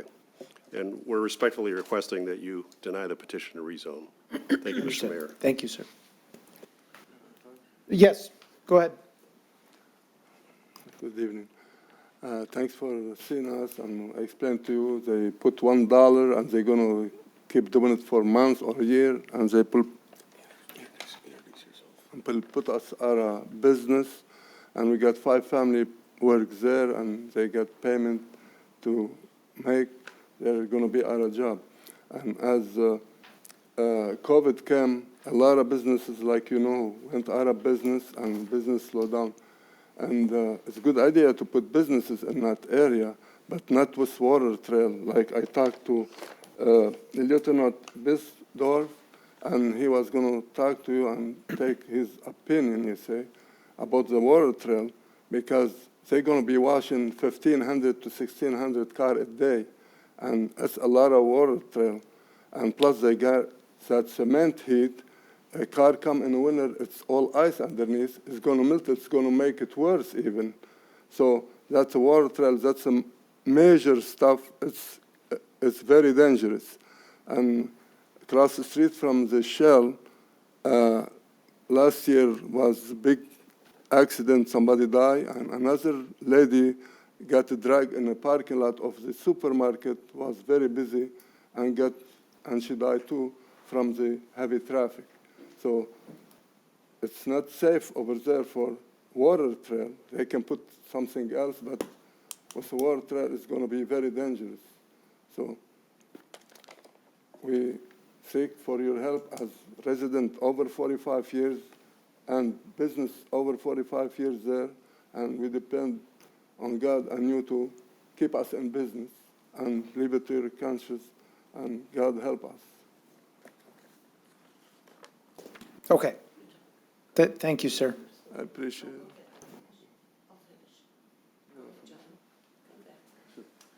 Hi, my name is Sam Mass. I'm their youngest son. My brother is here with us also in the back today. I'm just here to kind of reiterate some of the points that were brought forth earlier, right? If you own a working vehicle, you don't go buy a second working vehicle for yourself. The city, Metro Parkway, already has one fully operable car wash that's been there for 40 years. My dad has worked there forever. I grew up working at. I have 2 small kids. They enjoy going, like, spraying the gun and having fun, and, like, you know, it's a family business. The young lady from Petitioner, there was a deck that kind of was passed over, but it's not a surprise. It's no secret that they're a large national corporation. The latest acquisition, I think, was 2019 by a company called Warburg Pincus. Warburg Pincus has $86 billion under asset.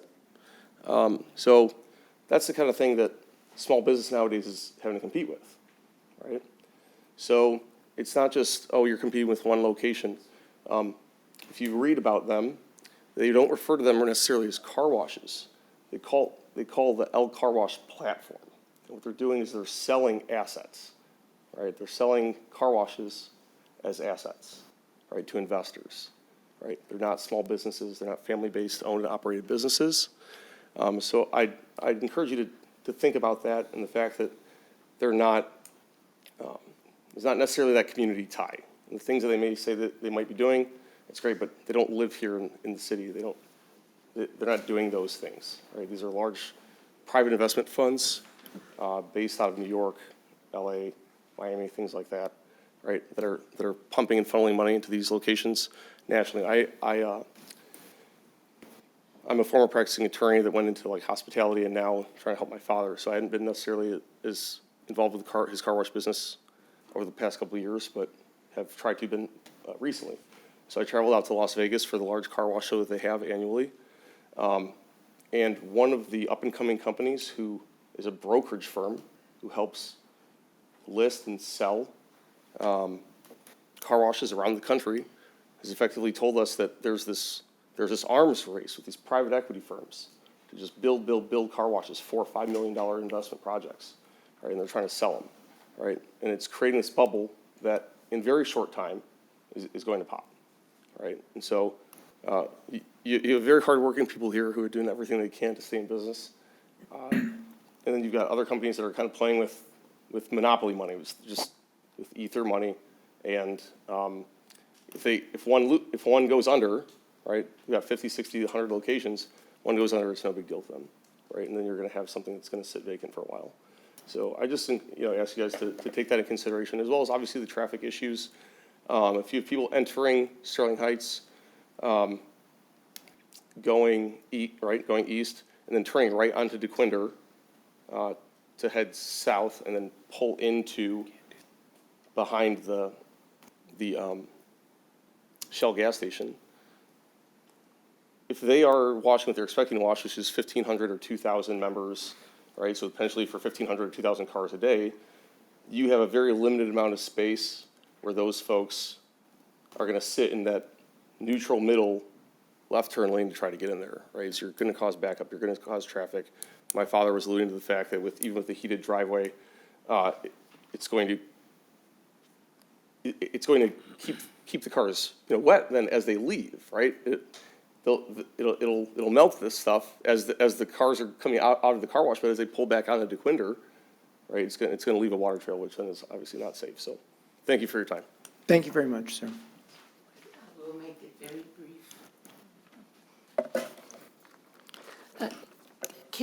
Can you put the Yep, you machine just put it on? right on the, in the middle there. You can see where it's lit up a little bit.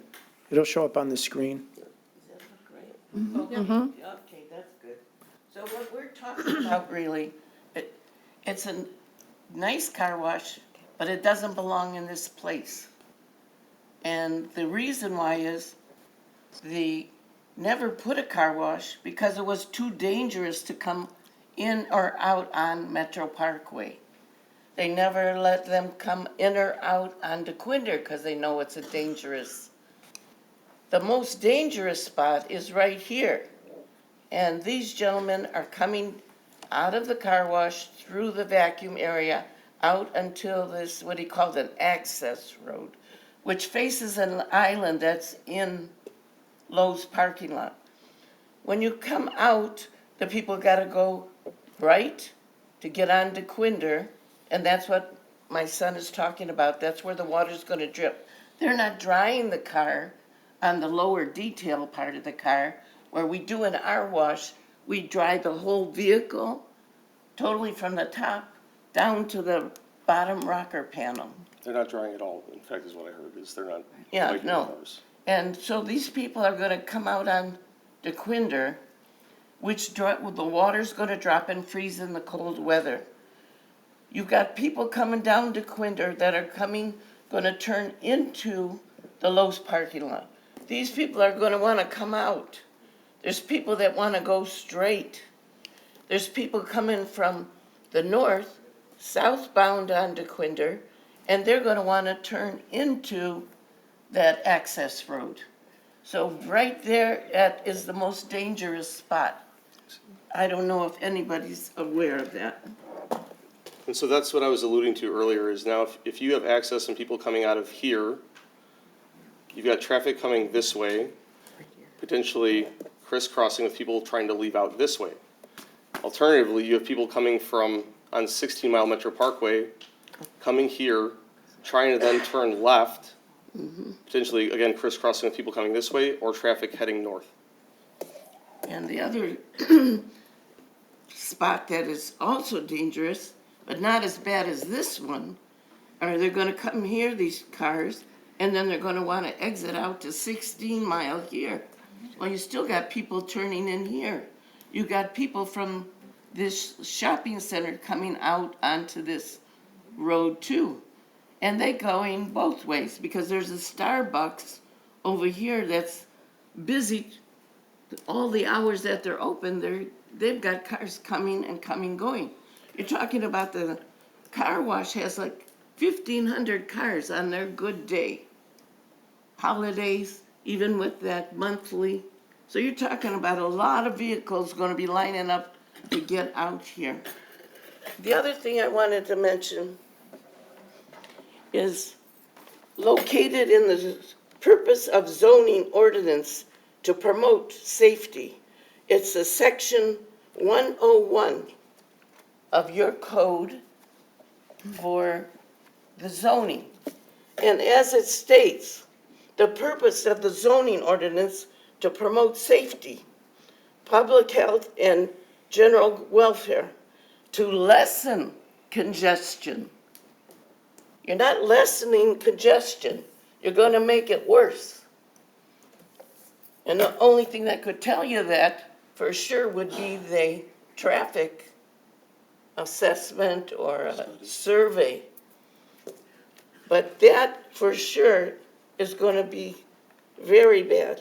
And that's why the city never gave an okay to build a car wash or use a car wash in the Shell for the last 45 years that we've been in business.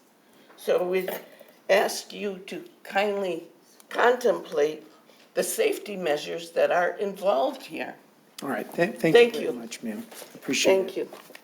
Mayor. Is there anyone else who'd like to speak on this?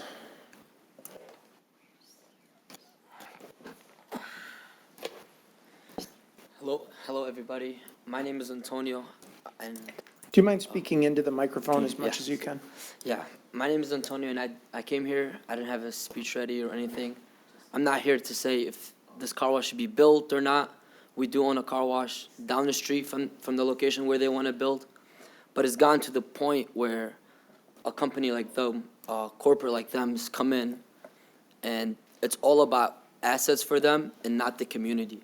It's all about how many locations they can build and not what the community wants. For example, and then what I want to say is, for a family like them, they depend on the car wash, they make a living out of the car wash, they've been there for years, where a big corporate is going to come in, open up and spend millions of dollars on a car wash and take all the customers from the car wash across the street from them. That's just not going to be fair, in my opinion, and that's about it. Okay, thank you. Anyone else on this item? Unfortunately, no. I did give you a second try, okay? Anyone else tonight on this item? If not, council, we need a motion.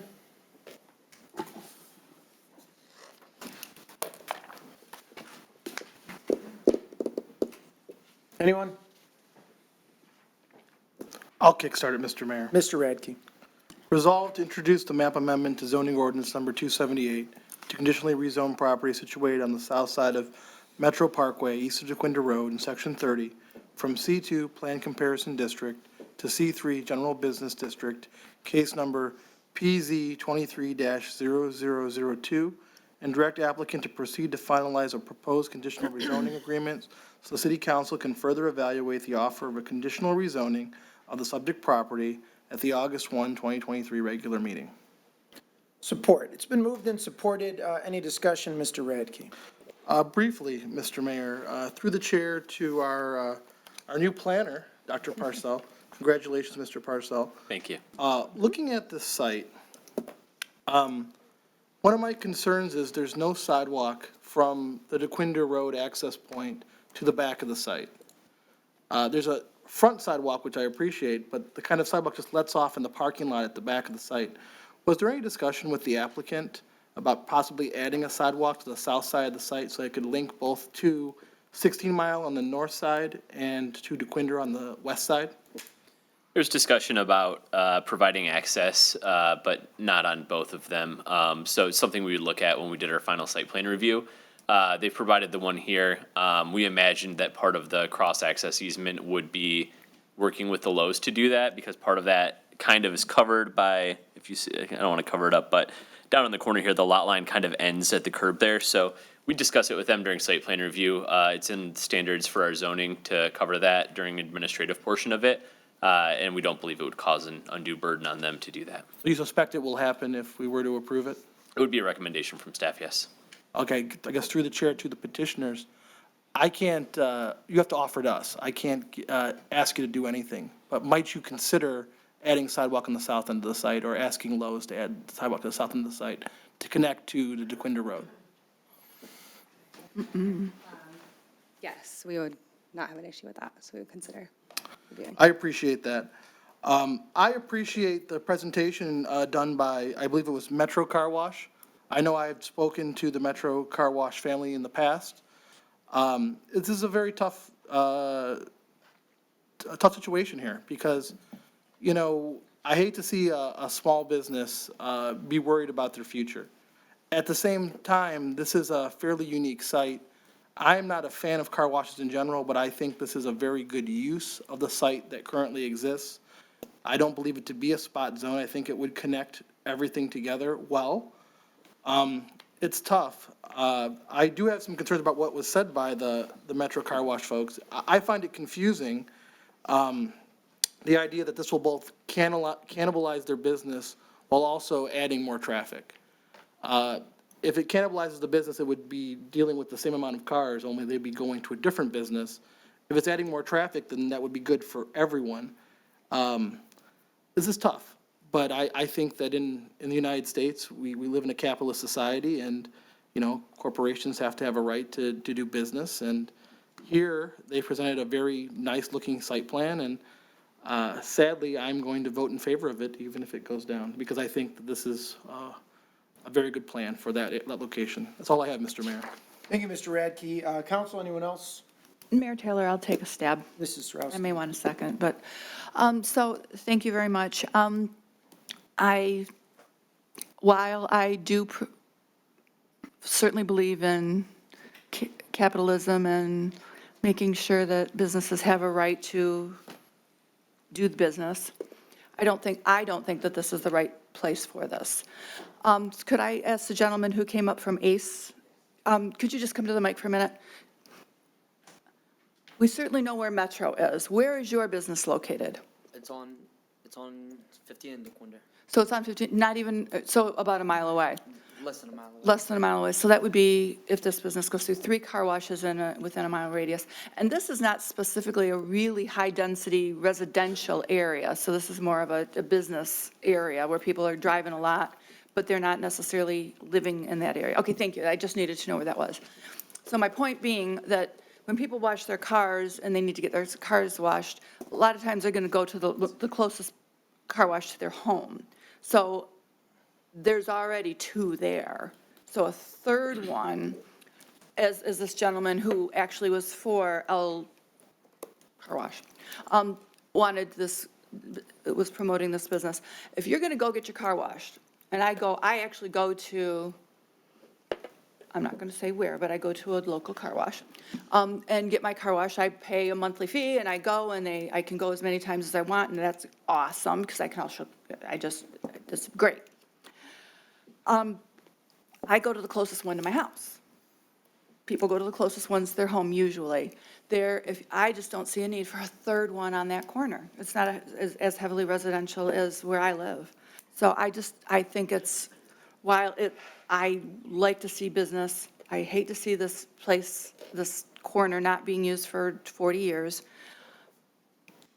I don't think that a car wash with a lot of traffic going in and out and in and out and in and out is the appropriate business for that particular corner. So I'm going to vote no. I just don't think, and it does tug at my heartstrings for the Metro people. I think that small business and a business that supports multiple generations, and they hope to support more generations, I want to see that continue. That to me is the American dream, and that's what I want to continue to promote, especially in Sterling Heights. I would rather see that type of business in my community and the people that run that business in my community. Not that you guys aren't great. I would never slam you guys, because I think that anyone that's trying to get a franchise going is also a great person. But a family business, man, that's just what that's to me the meat and potatoes of our community. So, in all due respect, I'm going to say if we can find another place for you, I'd love to have you in my community. Because as I said, I believe in car washes, just not at that location. So, thank you very much, Mayor. Okay, thank you, Ms. Zarowski. Council, anyone else? Mayor Taylor. Mrs. Zarko. Okay, through the chair to Mr. Koszewski. We put a moratorium on car washes for new applicants, so I'm assuming this application was in the park for a while. So if somebody could give me a date as to when this application came through originally, I'd appreciate it. Mr. Koszywski. Thank you, Councilwoman Zierko. The moratorium does not affect this particular car wash because it's not in a protected node. Yeah, it was the nodes, yeah. Okay. Thank you. Okay, first of all, I think the car wash is a great idea, but not at this location. I think your community, what you give back to the community is, to me, is admirable. But I'm going to give you a history lesson. I was elected in 2001, and in 2002, I sat here for the same reason that you're here tonight and voted no, because it was too many car washes in a small area. And it was going to be at 15 and Mound, where there are already two, and they wanted to put a third one in. So at that, I haven't changed my mind in oversaturating a particular area in the city with the same type of business. And believe it or not, it was approved that night, but it still has not been built. And that was in 2002. Yeah. So, some of my questions were already answered in the presentations, but, the other thing that actually, made me think this way is that, you don't own the property, which means that, it's not like it is a disadvantage, to you because you don't own it. Because I always believe that, anybody that owns property has the right to develop it. However, in this case, I just think it's a good idea in the wrong place. So, nothing further. All right, thank you, Ms. Zarko. Anyone else, council? Mr. Mayor. Mrs. Kosky. Thank you. I'm really not comfortable with this layout. I'm concerned about the traffic pattern. It seems like there's a lot of movement there, coming into the car wash, coming through if you want to use the vacuums, and then the exit is a shared driveway. It's not its own drive, but is shared with the Lowells and the rest of the shopping center there. So I'm concerned about the traffic pattern. I'm not comfortable with that, and I also do not feel that it's a good fit. Thank you. Thank you, Ms. Kosky. Anyone else?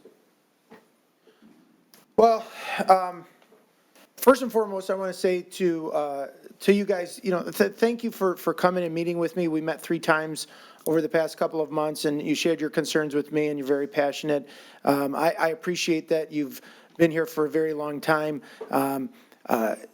Let me just cut to the chase. This is going to get voted down. I mean, it's pretty obvious. It's going to get voted down. I'm going to vote yes on it, but it's going to fail tonight. With that being said, I appreciate what you've done in the community and your commitment to the community, and that's admirable. And I thank you for that. And I think any small business that commits to doing something in their community, to providing a service, providing a benefit, that is, to me, the purpose of our economy, is to freely trade goods and services with other people without restriction. That I can go to where I want to go to get my car washed, and where I want to eat dinner, and where I want to buy groceries. And the more options that there are for me, the better the outcomes are for me. And I think we as regulators have the ability to be very strict with our regulations, be very strict with who we allow to come into our community, and who and how we zone our community. But the more restrictive that we are, the more we try to plan the economy, the worse the outcomes are for the public. And that's just the bottom line. And it's a story as old as time. As long as there's been societies, when you have central planners trying to regulate where businesses can go, there's a very fine line between doing things that benefit the public and doing things that don't. I trust our planning department. I trust our planning commission. I believe in our engineers who have reviewed these plans, that this would be safe in this location, that there is not going to be It's not going to be unsafe for traffic. There's not even a curb cut on 16 Mile or DeQuinder. Where it gets uncomfortable for me, and before I get into that, this is a story that's played out many times in many communities throughout the country. It's a sort of much smaller version of what Walmart has done throughout the country. And, you know, we can debate whether or not Walmart and big publicly traded corporations and big national corporations are good for the economy or not, or good for the American public or not. You know, certainly Clark Hill represents a whole lot of big national companies. But I'm a lawyer too, I understand. You take your clients and you make the arguments that you make. What it boils down to me is I feel like what we're doing here is we're saying we're not going to let a national company come in. We're not going to let this big multinational company that's got billions of dollars in assets and that is able to provide a different level of service with the, you know, with the monthly subscription. We're just not going to let that happen because we have a small business owner who lives in the community that would be potentially displaced by it. And I mean, those are the arguments that were made. Whether or not that's the reality of what's happening here, those were the undertones, and that's exactly what was said multiple times by multiple people. And I'm just not comfortable with it. I'm really not. I'm not comfortable saying we're going to vote no. I'm going to vote no on this because it'll protect a small business, because you can only hold that line for so long. You can only hold it for so long. And what ends up happening is when you reduce the amount of competition for that reason, it's a good outcome for you guys, no doubt about it. That your family is going to benefit from this decision greatly, okay? But in the aggregate, I'm not sure that the public in Sterling Heights does. I'm not sure that the paying customers for car washes do. I'm not sure that the people who are living in that area, which is about the most densely populated residential area in the city. I mean, I'm not sure what you know, but that's a heavily densely populated area. You know, competition brings out the best in everybody. It produces the best services for the public. It produces the best price for the public. And if there are legitimate reasons that we should not approve this because of traffic concerns, safety concerns, chemicals, I haven't heard them. It's a unique parcel that I don't know that it's going to get developed. So, you know, that person has a family too. It's a tough call. I don't mean to pile on you guys. I don't. Because you're going to walk out of here with the result you want. So ultimately, you're going to win. But I'm not comfortable voting no just to pick a winner and a loser here. I think when you allow competition, the market decides who wins and who loses, and that's good enough for me. So I'll be voting yes. And Ms. Riska, can we please have a roll call vote? Mr. Radke? Yes. Mrs. Schmidt? No. Mrs. Sarowski? No. Mayor Taylor? Yes. Mr. Yanes? No. Mrs. Yarko? No. Mrs. Koski? No. Motion fails, 5-2. So there it is. Okay, we'll move on to the next item. And that is the consent agenda. So is there anyone in the audience who'd like to speak on any item on tonight's consent agenda with the omission of item 9J, which has become consideration item, 8J, which has become consideration item 9D? If not, council, we need a motion. Mr. Mayor, Mrs. Koski. move to approve the consent agenda as amended. Support. It's been moved and supported with no discussion. All in favor signify by saying aye. Aye. Opposed? Motion carries.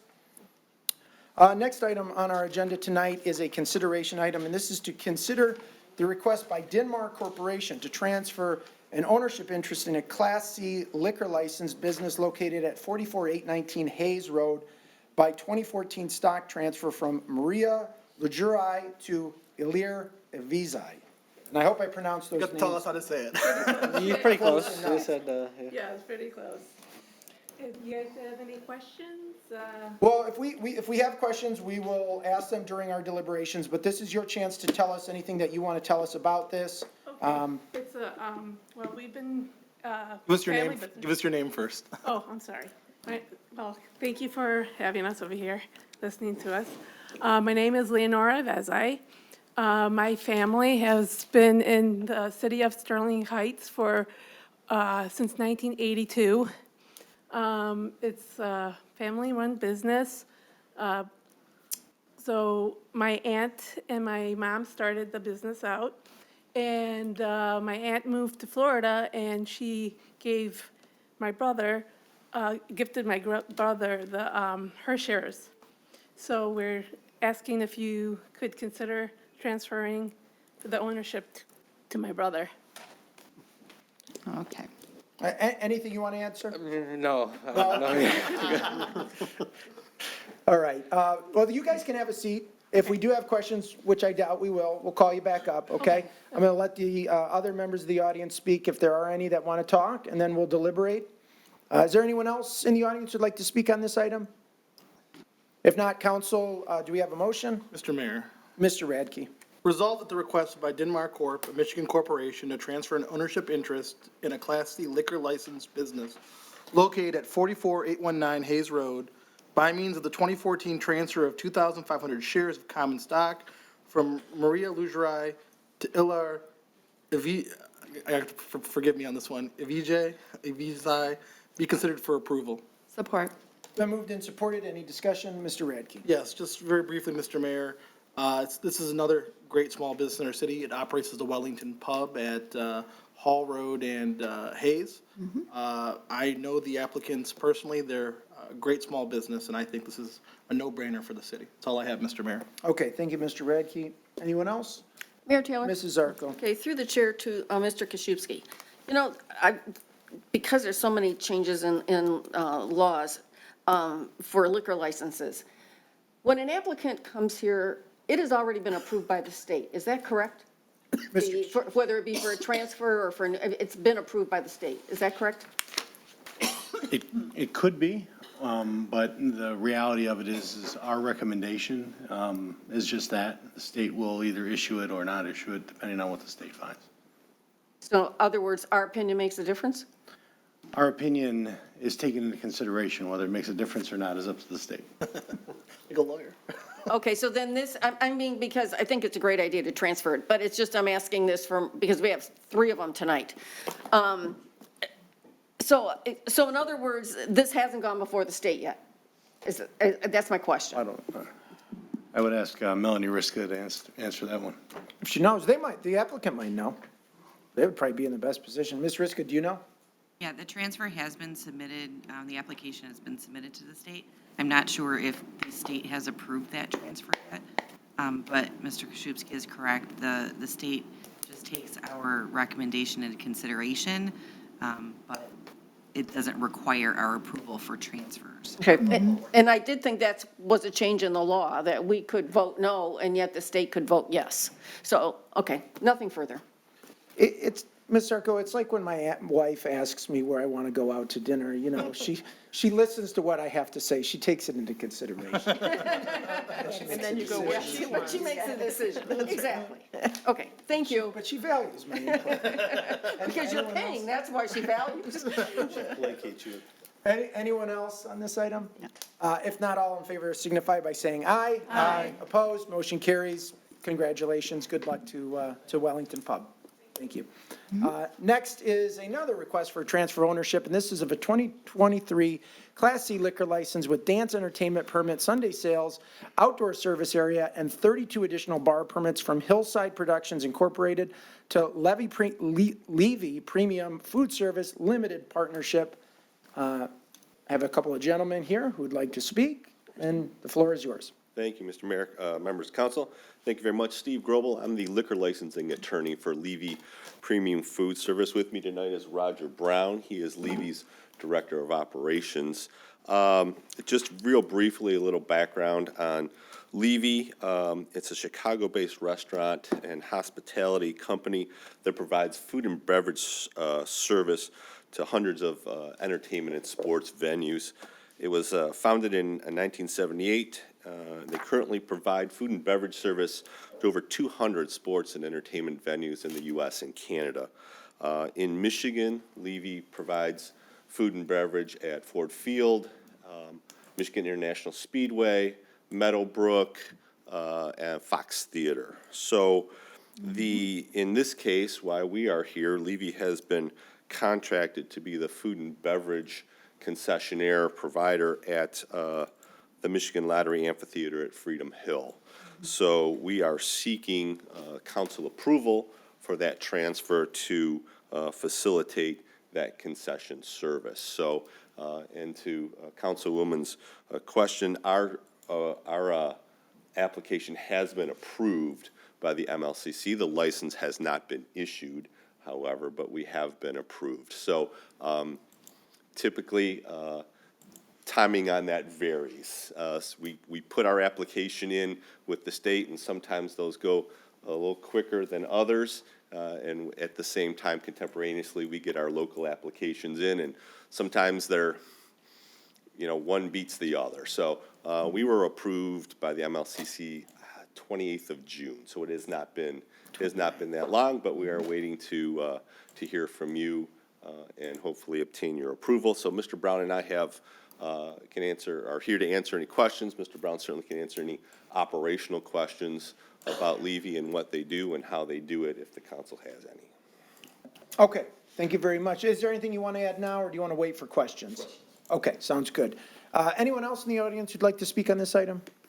If not, council, we need a motion. Mayor Taylor, Mrs. Sarowski. resolved that the request to transfer ownership of the 2023 Class C liquor license and dance entertainment permit from Hillside Productions Incorporated to Levy Premium Food Service Limited Partnership be considered for approval. Support. It's been moved and supported. Is there any discussion, Mrs. Sarowski? No, actually, no. I have been to pretty much all the venues that you serve, and the service is great, food service is great, and liquor service is good, so I'm in favor.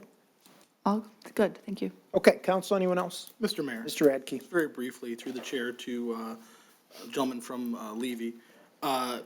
Is anything going to change about the food service at the Michigan Lottery Amphitheater operating as Freedom Hill, or anything like that? In terms of the process or the actual items being served? I guess I'm curious about both now, but. Roger, you want to answer that? Sure. No, at this time, we're not changing the processes or how we go about our business. And we're very consistent throughout all of our venues, how we operate, both from a process and responsible alcohol service obviously is foremost for us. If we do not maintain these licenses, we're out of business. Well, I think this is going to be an easy yes for all of us, so thank you for your time. I think to answer your question, I don't think it would be, someone who's going to go to Freedom Hill probably won't notice a discernible difference, won't really know that it's Levy versus the prior operator Hillside. Okay, thank you. Council, anyone else? Mayor Mrs. Taylor, Schmidt. quickly, just one question. Can you explain to me, it says 32 additional bar permits. What, are those additional bars, or are those the outside bars, or? Yes, so with the MLCC, when you get a liquor license, you get one. So as you can imagine, at Freedom Hill, they have each different location that sells alcohol is considered a bar by the MLCC.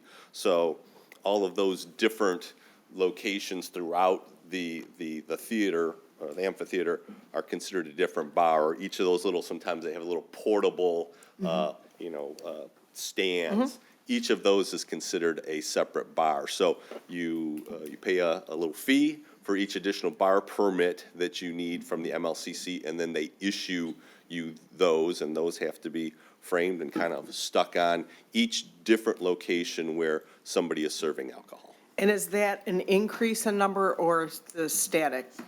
The Static, same? yeah. Okay, thank you. I have nothing further. Council, anyone else? Mrs. Zarko again? Thank you. Through the chair to the petitioner.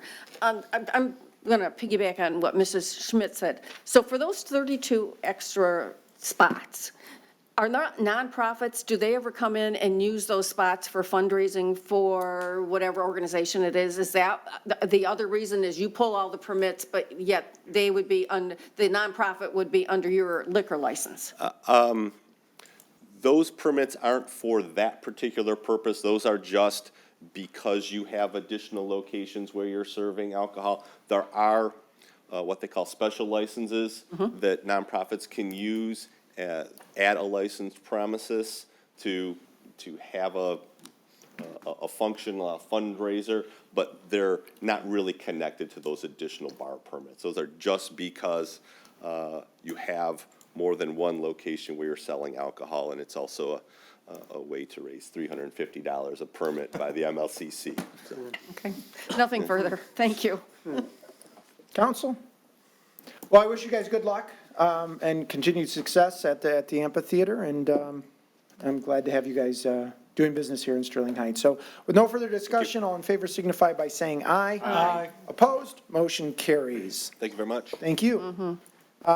Next on our agenda is to consider a First Amendment to the Planned Unit Development Agreement for Legacy Heights, a 20-unit luxury residential duplex development on 4.38 acres of land situated on the west side of Mound Road, south of Hall Road, PPUD 20-0003, Legacy Heights. We do have a presentation again from our city planner, Dr. Jake Parcell.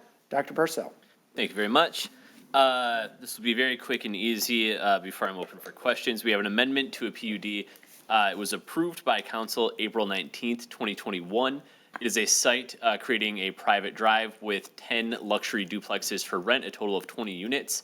The PUD is lapsed, so when the applicant came in for site plan approval, we held the application, met with Mr. Burns, who is in the audience, also open for questions, I'm sure, and decided our best course of action to continue the project within the same approved scope is to come in with a minor modification extending the following dates so he can begin construction. Final site plan approval is July 18th, 2024. Building permits 18 months from the date of approval, January 18th, 2025. And then in the 32 months, I believe, from tonight, should it be passed, complete development complete by January 18th, 2026. Essentially, we discussed with the applicant the onset of the pandemic causing weakening market conditions, made development difficult during this time when he got his approval. So here's a refresher of the site plan for you to review. There is a turnaround here, and then the duplex units out here along Mound Road. It was worth noting that in discussion with our Office of Engineering and Fire that this would be brought up to all relevant codes and standards during site plan approval. So we can be assured that if anything changes substantially from this site plan, we'd be back with an amendment to make sure that the site plan could be approved by the Office of Engineering and Fire. However, I do believe the turnaround here in diameter meets the fire turnaround. And the unit count and height is under what we need for a secondary access on site. Additionally, Mr. Burns has had discussion with the Office of Engineering about upcoming, bringing it into compliance with Macomb County stormwater standards. So with that, I'm open for questions, but that's the only amendment we have in front of you tonight. Okay, thank you, Dr. Parcell. Is there anyone in the audience, applicant, would like to speak on it? Thank you, Council and Mayor. Thanks for having me tonight. To piggyback on Dr. Jake's comments, basically we spent a couple years working with Chris McLeod, which is no longer with the city, trying to get approval for development on this site. And at the same time, we had several other developments underway. And then kind of COVID and pandemic items came, and so we had a couple other developments going on at the same time, so kind of took a pause on this one since it just got approved and we had others underway. We are fully ready to get started and getting going hopefully this fall, if not first of the spring, and excited to see this development start. It was one of our initial developments that we set out to start about 4 or 5 years ago. So hoping we can get approval and move forward and bring something new to the community. Okay, That's all. great. Thank you. Appreciate that. Anyone else in the audience who'd like to speak on this? If not, council, we need a motion. Mayor Taylor, Mrs. Zarco? resolve to approve the First Amendment to Planned Unit Development Agreement between the City of Sterling Heights and Legacy Heights LLC and authorize the mayor and city clerk to sign the agreement on behalf of the city. Support. Been moved and supported. Any discussion, Mrs. Zarco? I think it's been explained, so nothing further from me. Council, anyone else? Mr. Mayor, Mr. Radke? through the chair to Dr. Parcell. Since this PUD has been approved, and I'm still in favor of it, I believe we have changed some of our tree ordinances and other things. I just want to make sure the site will be brought into compliance with everything before they're allowed to start construction. Is that what you believe to be true? That is correct. The Legacy Heights development never received final site plan approval. Because of this, once council, should you move to extend the deadline, we will reassume our review under our current standards in terms of landscaping. From my recollection of reviewing the older plans, it's relatively well landscaped. But we will double check everything with that in terms of tree preservation, engineering, et cetera. Excellent. That's all I have, Mr. Mayor. Okay, thank you. Council, anyone else? Mr. Mayor? Mr. Yanis? Yeah, thank you, Mr. Mayor. Through the chair to Dr. Parcells, did you say that you have had meetings with the fire department? Because I'm very concerned about any driveways that are one way in, one way out. That turnaround will handle a fire ladder truck, the length of a ladder truck to turn around. Yep, so we have found through our discussion in our general development meetings with representatives from fire that the radius on the bulb here needs to be 96 feet in diameter. I believe that there is a 55-foot diameter there, so that should come to 110 feet. If I am reading that wrong, though, Mr. Rymill from the fire department is our plan review person there. He'll have first pass during preliminary site plan approval, and if we need to amend that, then we'll be in discussion with Mr. Burns to enlarge that. But I have passed this along for fire plan review, and, you know, he passed those comments back to us, so he's well aware. Very good, thank you. That's all I have, Mr. Mayor, thank you. Council? Okay, yeah, we had a good discussion about this, I think, a couple years ago, and very interested in the project, so looking forward to seeing it come back online. So definitely in support. So council, with no further discussion, all in favor signify by saying aye. Aye. Opposed? Motion carries. Next item on our agenda tonight is item J from the consent agenda, and this is to adopt a resolution calling for the repeal of the Michigan Fireworks Safety Act of 2011 as amended and restore the peace and tranquility in residential neighborhoods. Is there anyone in the audience who'd like to speak on this? If not, Mrs. Schmidt? Thank you, Mayor Taylor. I'd like to make a motion, resolve to adopt the resolution calling for immediate action by the Michigan Legislature and Governor to repeal the Michigan Fireworks Safety Act as amended, or in the alternative, return local control to municipalities to prohibit the sale and discharge of consumer fireworks within their municipal limits. Support. It's been moved and supported. Any discussion, Mrs. Schmidt? Thank you, Mayor Taylor. Just a couple of comments and one question through the chair to Mr. Vanderpool. Mr. Vanderpool, we had discussion at our last meeting about emails and pictures and phone calls that we have all received. I just want to confirm with you that with this resolution that we're sending to the legislature and the governor, that all of those were forwarded as well. Mr. Vanderpool. Thank you, Mayor. Councilwoman Schmidt, we have not sent this off yet. Once City Council approves it, we will then send it to the governor, the entire state legislature. So everyone's going to get a copy of this, and we'll be making a full court press with our local legislators too to make sure that they understand the importance of this. And yes, we will include all the backup, including complaints, pictures, which I appreciate you and other council members have forwarded some pictures onto us as well, in addition to our analysis on overtime costs and other complaints that we received as well. Very good, thank you. I pulled this just because I want the residents to know that this council, at our last meeting, totally heard you and support you. We are living the same nightmare that you all are living. And we are trying to do whatever we can to try and get this under control if we can. It's up to the state and the governor to do their part. So that was my reason for pulling this, Mayor. Thank you. All right, thank you, Mrs. Schmidt. Council, anyone else? Mr. Mayor. Mr. Yanez. Yeah, thank you, Mr. Mayor. I'm glad Councilwoman Schmidt decided to pull this because it does lead to another discussion. First of all, I have to clear something up. Last meeting, I said I didn't vote for this legislation, and the reason why is I wasn't in the legislature at the time they took the vote. So technically, I was not lying. But I have been fighting. I fought this thing, the entire time I was there, the 6 years, and I've continued to fight this. I did ask city management to provide me with information on overtime, and we had overtime compiled by both the police department, the fire department, and I believe, no, I'm sorry, the DPW, and was there something, another entity? But it totaled over $10,000. $10,000, and that's just Sterling Heights. I am trying to figure out how much money the taxes came into the state of Michigan this year, but I feel very strongly that with this resolution that we should ask for reimbursement for every penny of overtime, because this is a state law. The state has absolutely no control other than the licensing and sales of the fireworks, but once they get into people's hands, the state has absolutely no control. It is incumbent upon us and other municipalities to provide for the health, safety, and welfare of the populace, and that costs us to the tune of $10,000 this year. And I want the state to pay that money back. It's their law, it's their responsibility, it's not ours, and we should be reimbursed. The taxpayers of this city should not have to pay that out of their own pocket because of a state law. So I don't know if we can add this to the resolution. I would like to add that to the resolution, but I certainly want the state to know that we want our money back. That's all I have, Mr. Mayor. Anyone else? Mr. Mayor. Mr. Radke. I fully agree with Councilman Yanez, and I appreciate his comments. One of the most frustrating things about being on city council is that every year we get called, especially around this time of year, incessantly. And what we tell the people on the phone is the same what we're telling you right here. We can do nothing about it. This is a state law. Our hands are tied. And that's very frustrating to tell a resident who's upset.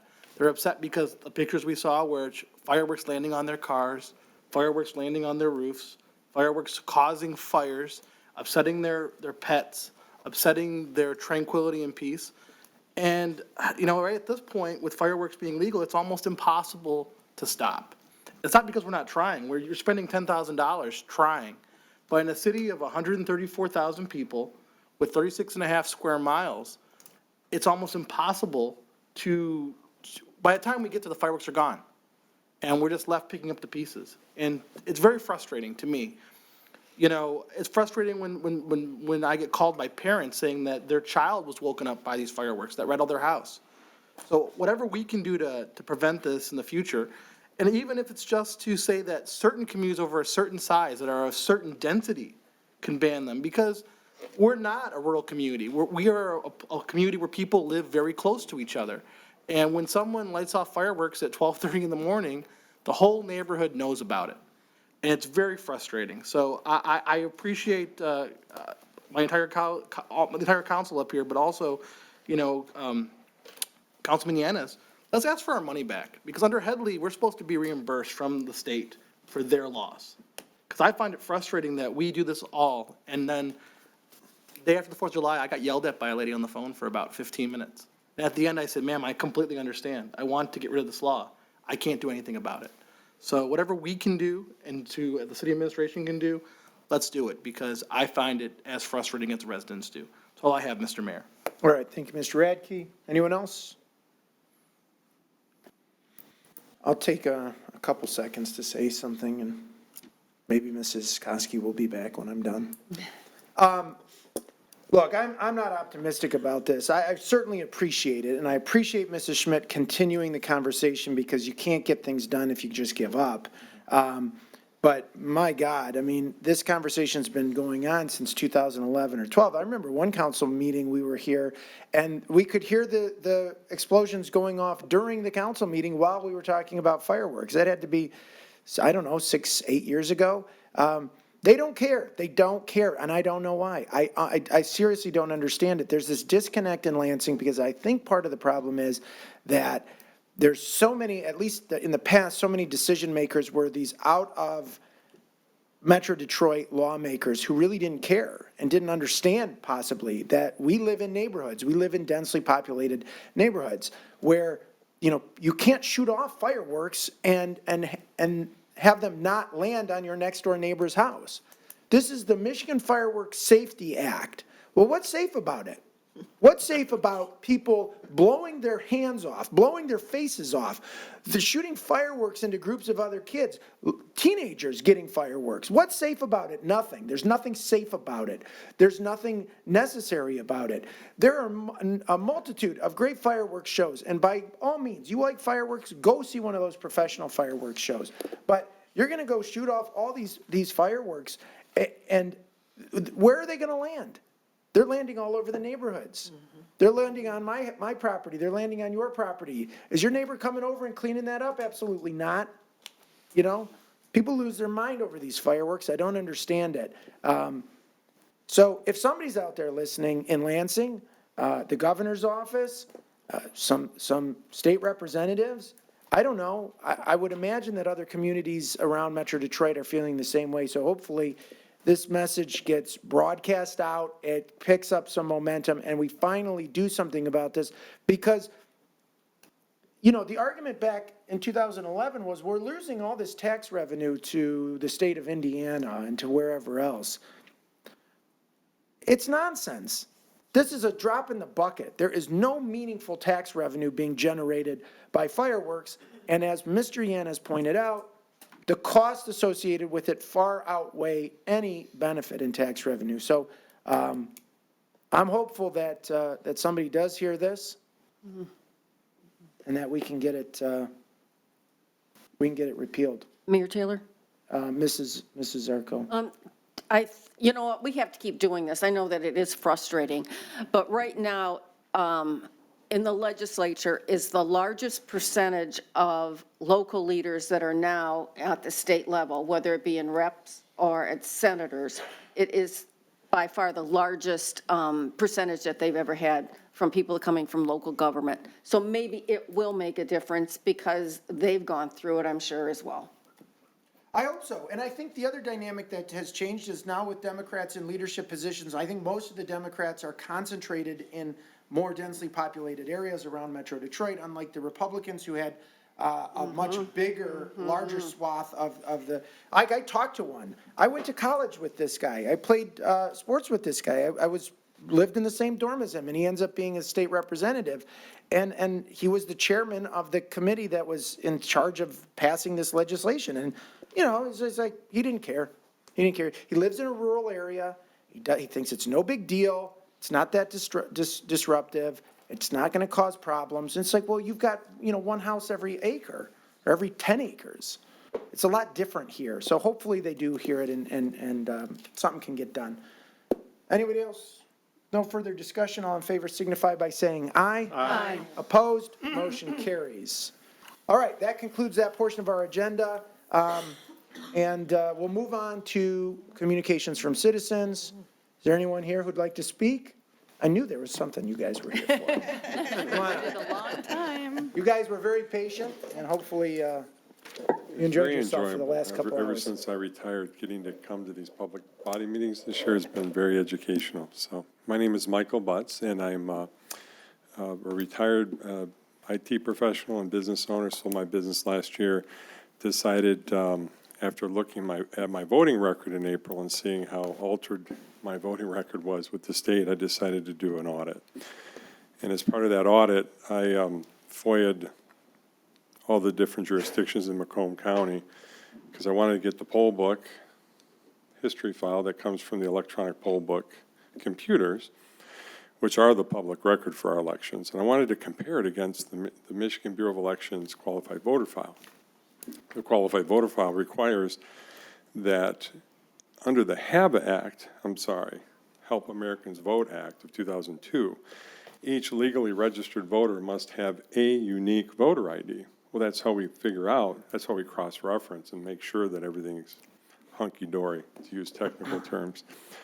So as I went through this process, unfortunately, I ran into obstruction, and I was only able to get the poll book files from 4 jurisdictions, City of Memphis, Ray Township, Armada Township, and Harrison Township. Sterling Heights and all the others chose to follow the Secretary of State's directive not to provide this information. Okay, so I'm hopeful, though, you know, your process is for Mr. Vanderpool is the appeal, and I did appeal the clerk's decision to deny my FOIA, but he denied my appeal. So I have since issued another FOIA request to come in and inspect the poll book files, because I will tell you, in the 4 jurisdictions where I was able to get the file, 100% of the records created at the clerk level did not match the qualified voter file. So there's something terribly wrong with the Michigan election system, and whether it's purposeful or incompetence, doesn't really matter. We have to fix it. And I will tell you, Ms. Ruskow will say that there are 3 voters in Sterling Heights. I just looked at the data from the qualified voter file. They are all newly registered voters in 2023, but all 3 of the voters show November of 2020 election history. What's wrong with this equation? How could a voter just registered this year show history for the 2020 election? So I offer my volunteer services and expertise to come in and work with you in partnership that, guys, we got to make sure our elections are free and fair. We're entitled to that. You know, that's our inalienable right? Equal representation under the law, and making sure that when I cast my vote, even if my candidate doesn't win, it's not offset by a vote that isn't supposed to be there. So again, I think under MCL 168.520, you have the authority and actually duty to initiate an investigation with law enforcement whenever evidence is brought to you. I would like to schedule an appointment with you to review the evidence, to review the poll book file, to show you the discrepancies, and from there, hopefully we can fix this, all work together. I'll assume that all of you want free and fair elections. Thank you so much. Okay, thank you, sir. Anyone else under communications from citizens? Yes, sir. I'll get you next, okay? Okay, you can, he was already on his way up. You want, one of you guys has to come, or we're going to just end the meeting. Hello, everyone. I'm a rather frustrated resident, and hopefully I can make my comments without any type of comment as I'm walking back to my seat. But I want to talk about a meeting several weeks ago, or I guess months ago, where actually coincidentally it was about car washes, and just caught it on Channel 10 for a few minutes, and one of the residents of the area, or the city that you, I think all know, Paul Smith, was making some comments. Again, I didn't really catch it all. Obviously, it seemed like it was a pretty big issue for the council that day. And the one thing that really bothered me is that it seemed like as Mr. Smith finished up his comments, there were rather snide comments and laughter by many of you on the council here as one of the residents came up here and spoke what he has the right to do, what I'm doing right now. I was upset also that he referred to himself as in his first name. I think that's disrespectful. I heard all day long this meeting, you referring to yourself as Mr., Mrs., whoever. And I think, well, I know there's a lot of history with Mr. Smith in the city, as well as with many of you. I think it's disappointing.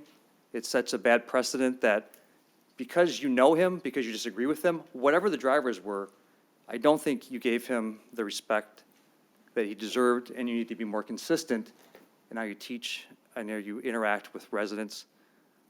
People coming to the city like they did tonight from outside, you are the representatives of the city in these situations. And many people would know the history of Mr. Smith and the city council and what he's tried to do and his opinions or whatever it was. So I would just ask you to frankly be a bit more mature, more professional, more consistent now you interact with whoever you interact with. Very frustrating. I appreciate the diversity of opinion today on the car wash issue. I am frustrated because I think all of you are kind of so together all the time in many of your decisions.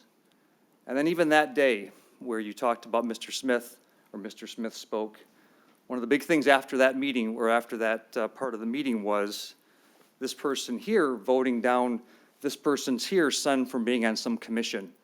And it was treated as if it was some large, like, look at me, I don't agree with this, I think it's a conflict of interest. It was rather comical, quite frankly, and I think it's just kind of synonymous or symbolic of how you often act as a council. So, thank you for listening. I look forward to seeing you all on the stage next Saturday or a couple Saturdays from now with Ann. Thank you for your time. Great, thank you, sir. Go ahead, ma'am.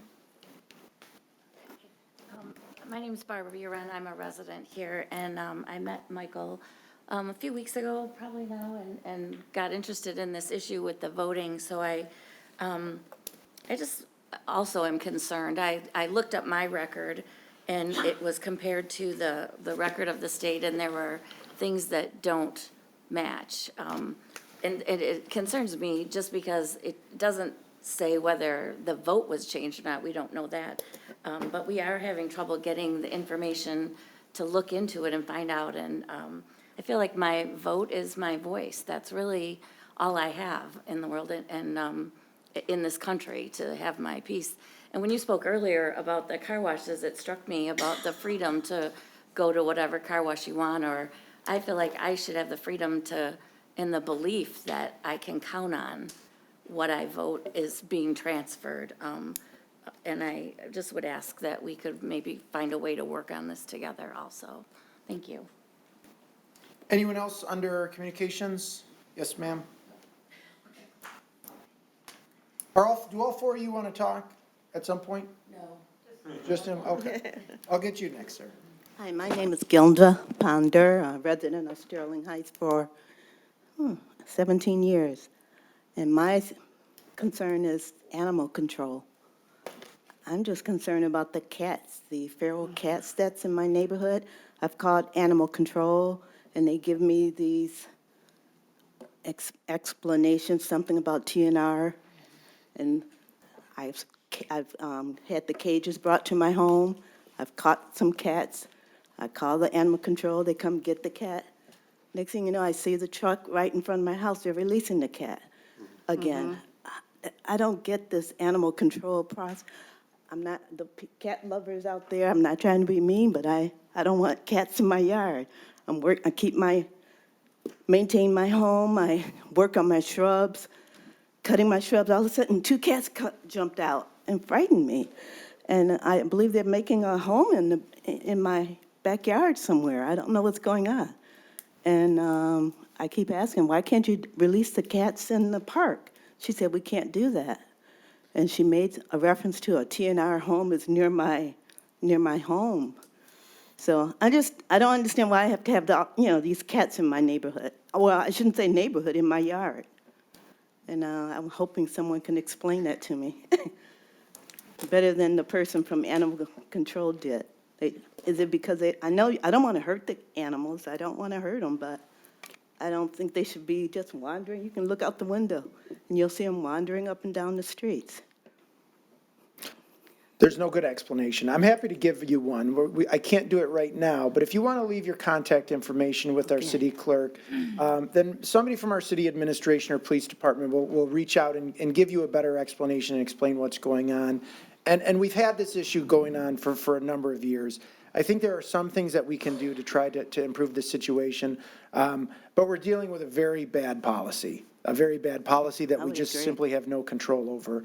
But we'll explain it more to you in detail. And they have called me, the police department. Well, I'll call you personally, okay? I would love to hear from you. Thank you. You're welcome. I'll take you next, sir.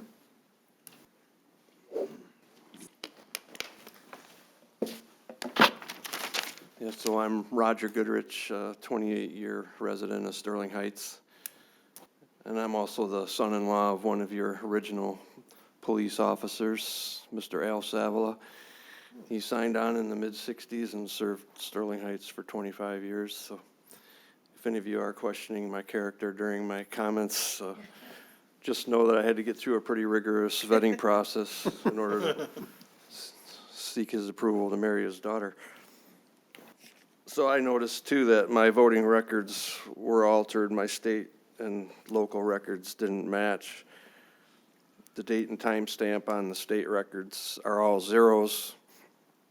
And I suspect I have a different voter ID at the state level than I do at the local level, which we'll find out soon when we meet with the clerk and inspect the electronic poll book. So on July 8th, I went to the Sterling Heights PD and filed a criminal complaint against Jocelyn Benson, Lori Bourbonnais, and Jonathan Brader for violating MCL 75248. And there were 4 others that came along with me and did the same thing. 2 years ago, I went to a rally at the state capitol in Lansing. Approximately 7,500 signed affidavits from concerned citizens who witnessed voter fraud in the 2020 election were delivered to our state legislators. To my knowledge, our elected public servants in Lansing did nothing with all of this information. Thanks to the locus standi investigation, citizens such as myself have the opportunity to deep dive our election system as part of an organized team and, God willing, expose the fraud, clean it up, and convict those responsible for unlawful activity. If you want to check your own records, there's a website called checkmyvote.org to see if your records have been altered. And at this point, I'd like to just quote Ephesians 6, verse 12. For our struggle is not against flesh and blood, but against the rulers, against the authorities, against the powers of this dark world, and against the spiritual forces of evil in the heavenly realms. So we are in a battle of good versus evil, in my opinion, and it's playing out big time across our country. If God doesn't act soon, in the next few months, let's say, he'll owe Sodom and Gomorrah an apology. Now I'll pivot to just a comment or two about crime in general. I'd like to make a suggestion. The nation of Singapore has one of the lowest crime rates in the world. The reason is because their punishment meets 5 important criteria. It is swift, it is certain, it is severe, it is well publicized, and it is uniformly applied. Those convicted of committing serious crimes in Singapore are whipped with a cane, the number of lashes being a function of the seriousness of the crime. While this may seem extreme, more importantly, it is effective. I mention this in case this council is interested in transforming Sterling Heights into perhaps the safest city in our country and start an anti-crime revolution that would spread across America. My source for this information is Dr. Kay Newhouse, who lives on 16.5 Mile Road. He's an Army vet and a lawyer. He turned 93 on Friday. His father served as a medic in World War I. He helped his daughter write a paper on crime. And All right, sir, unfortunately, that's all the time we have for that tonight, but thank you. I appreciate it. Is there anyone else who'd like to speak under communications from citizens? I'll close that portion and go on to reports from city administration. Mr. Vanderpool, anything tonight? Nothing further, Mayor. Mr. Koszybski? Nothing tonight, Mayor. Council? Mrs. Zarko? I hope everybody comes to Sterling Fest because there's going to be a good time next week. But also, I'd like to give Mrs. Riska an opportunity to respond to some of the comments that were made tonight, so if we could do that. Mrs. Riska? What I can say is that a number of FOIA requests have been submitted to my office. We have been following the direction of our city attorney as well as the State Bureau of Elections in the fulfillment of those FOIA requests. I just wanted her to publicly have an opportunity to respond and let people know what was going on. And I think that's it. Oh, you know what? I'm sorry that the woman that was talking about the feral cats left, because I have to say I'm in my yard and I don't want them there either. I know that there's people that are, feeding them. It's a senior issue supposedly, I've been told. But what's interesting is you all know that I've become a lover of that new trail that they put in near my house. And I watch the squirrels in my backyard go into the tree with their scrawny tails and they're skinny because somebody's got a feeder out and they're feeding these squirrels seeds or whatever they're eating. But when you go on the trail, I mean, because these animals have to forage for their own food, you can tell that they're healthier. The tails are bushier, they're bigger, and it's there's a noticeable difference. So people think they're doing a favor to these animals by feeding them things they're probably not supposed to have anyway, but actually they do a pretty good job on their own looking for food. So that's all I have to say. Yeah, don't feed the cats in your neighborhood. Please do not. It really throws off the balance of the natural aspect of the animals out there in nature. It does. And it's not good for the community. It's not good for, it spreads disease. These are not cats that are going to the vet day in and day out or when necessary. They're carrying disease, they're spreading disease, you're feeding the cats, they're causing more and more problems. And if your concern is that, well, they're nice and cute and fuzzy and we need to protect them, they are predators. Cats kill more animals than anything else. They are killing, and some of it is natural and it's to be expected. You want them to control the rodent population, right? But the more these cats are out in our neighborhoods, they're killing birds, they're disrupting the natural balance. You gotta stop feeding these cats. Please stop feeding the cats. And I'll just say, if you've got these cats running around your neighborhood and you call animal control, they're gonna bring them right back to where you are. So use that information how you will. Anyone else? Mr. Mayor, Mr. Radke. I'm going to piggyback on the cats. Your cat should not go outside. That's literally, it should not leave your yard. No, your house. Your house. Your house. I agree with you, but it should not leave your property if you let it outside, because, like the mayor said, they are voracious hunters. They kill all types of animals.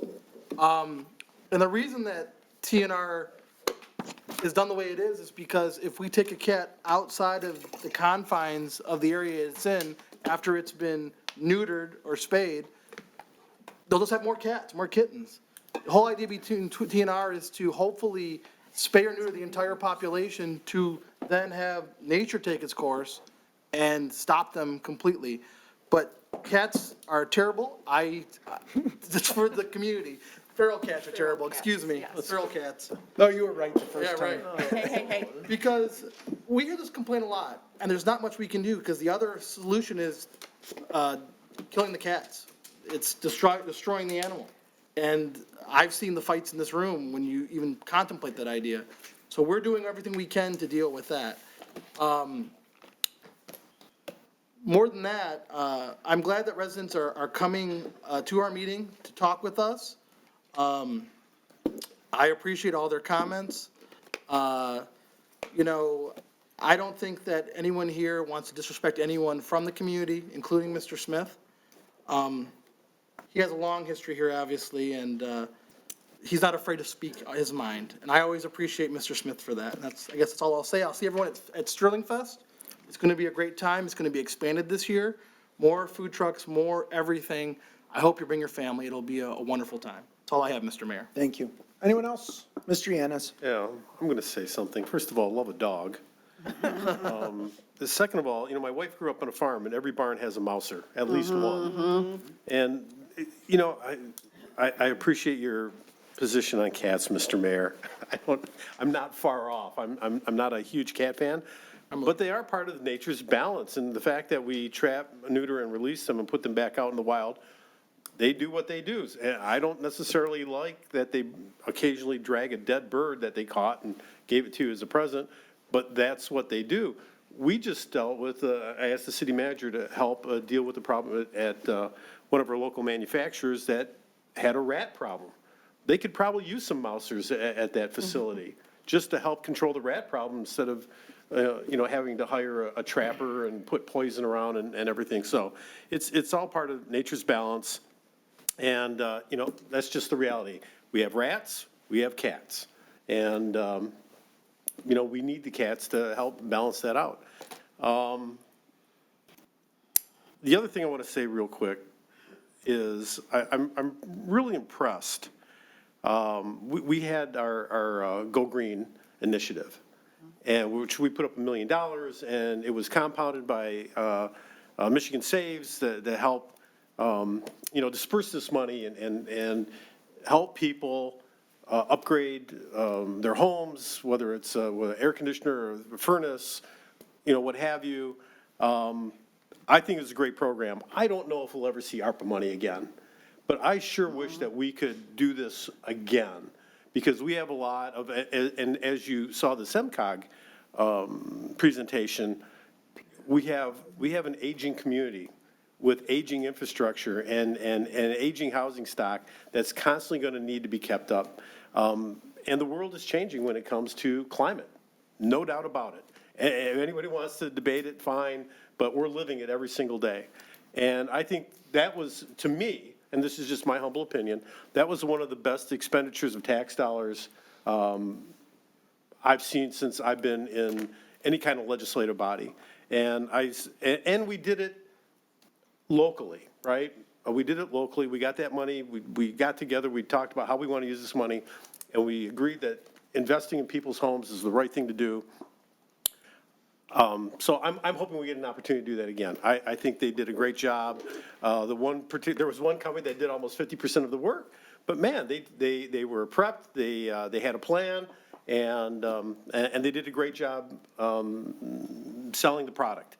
So, anyways, I just want to say that I think it was a fantastic thing, and I'd like to see the city do it again if we ever have the opportunity.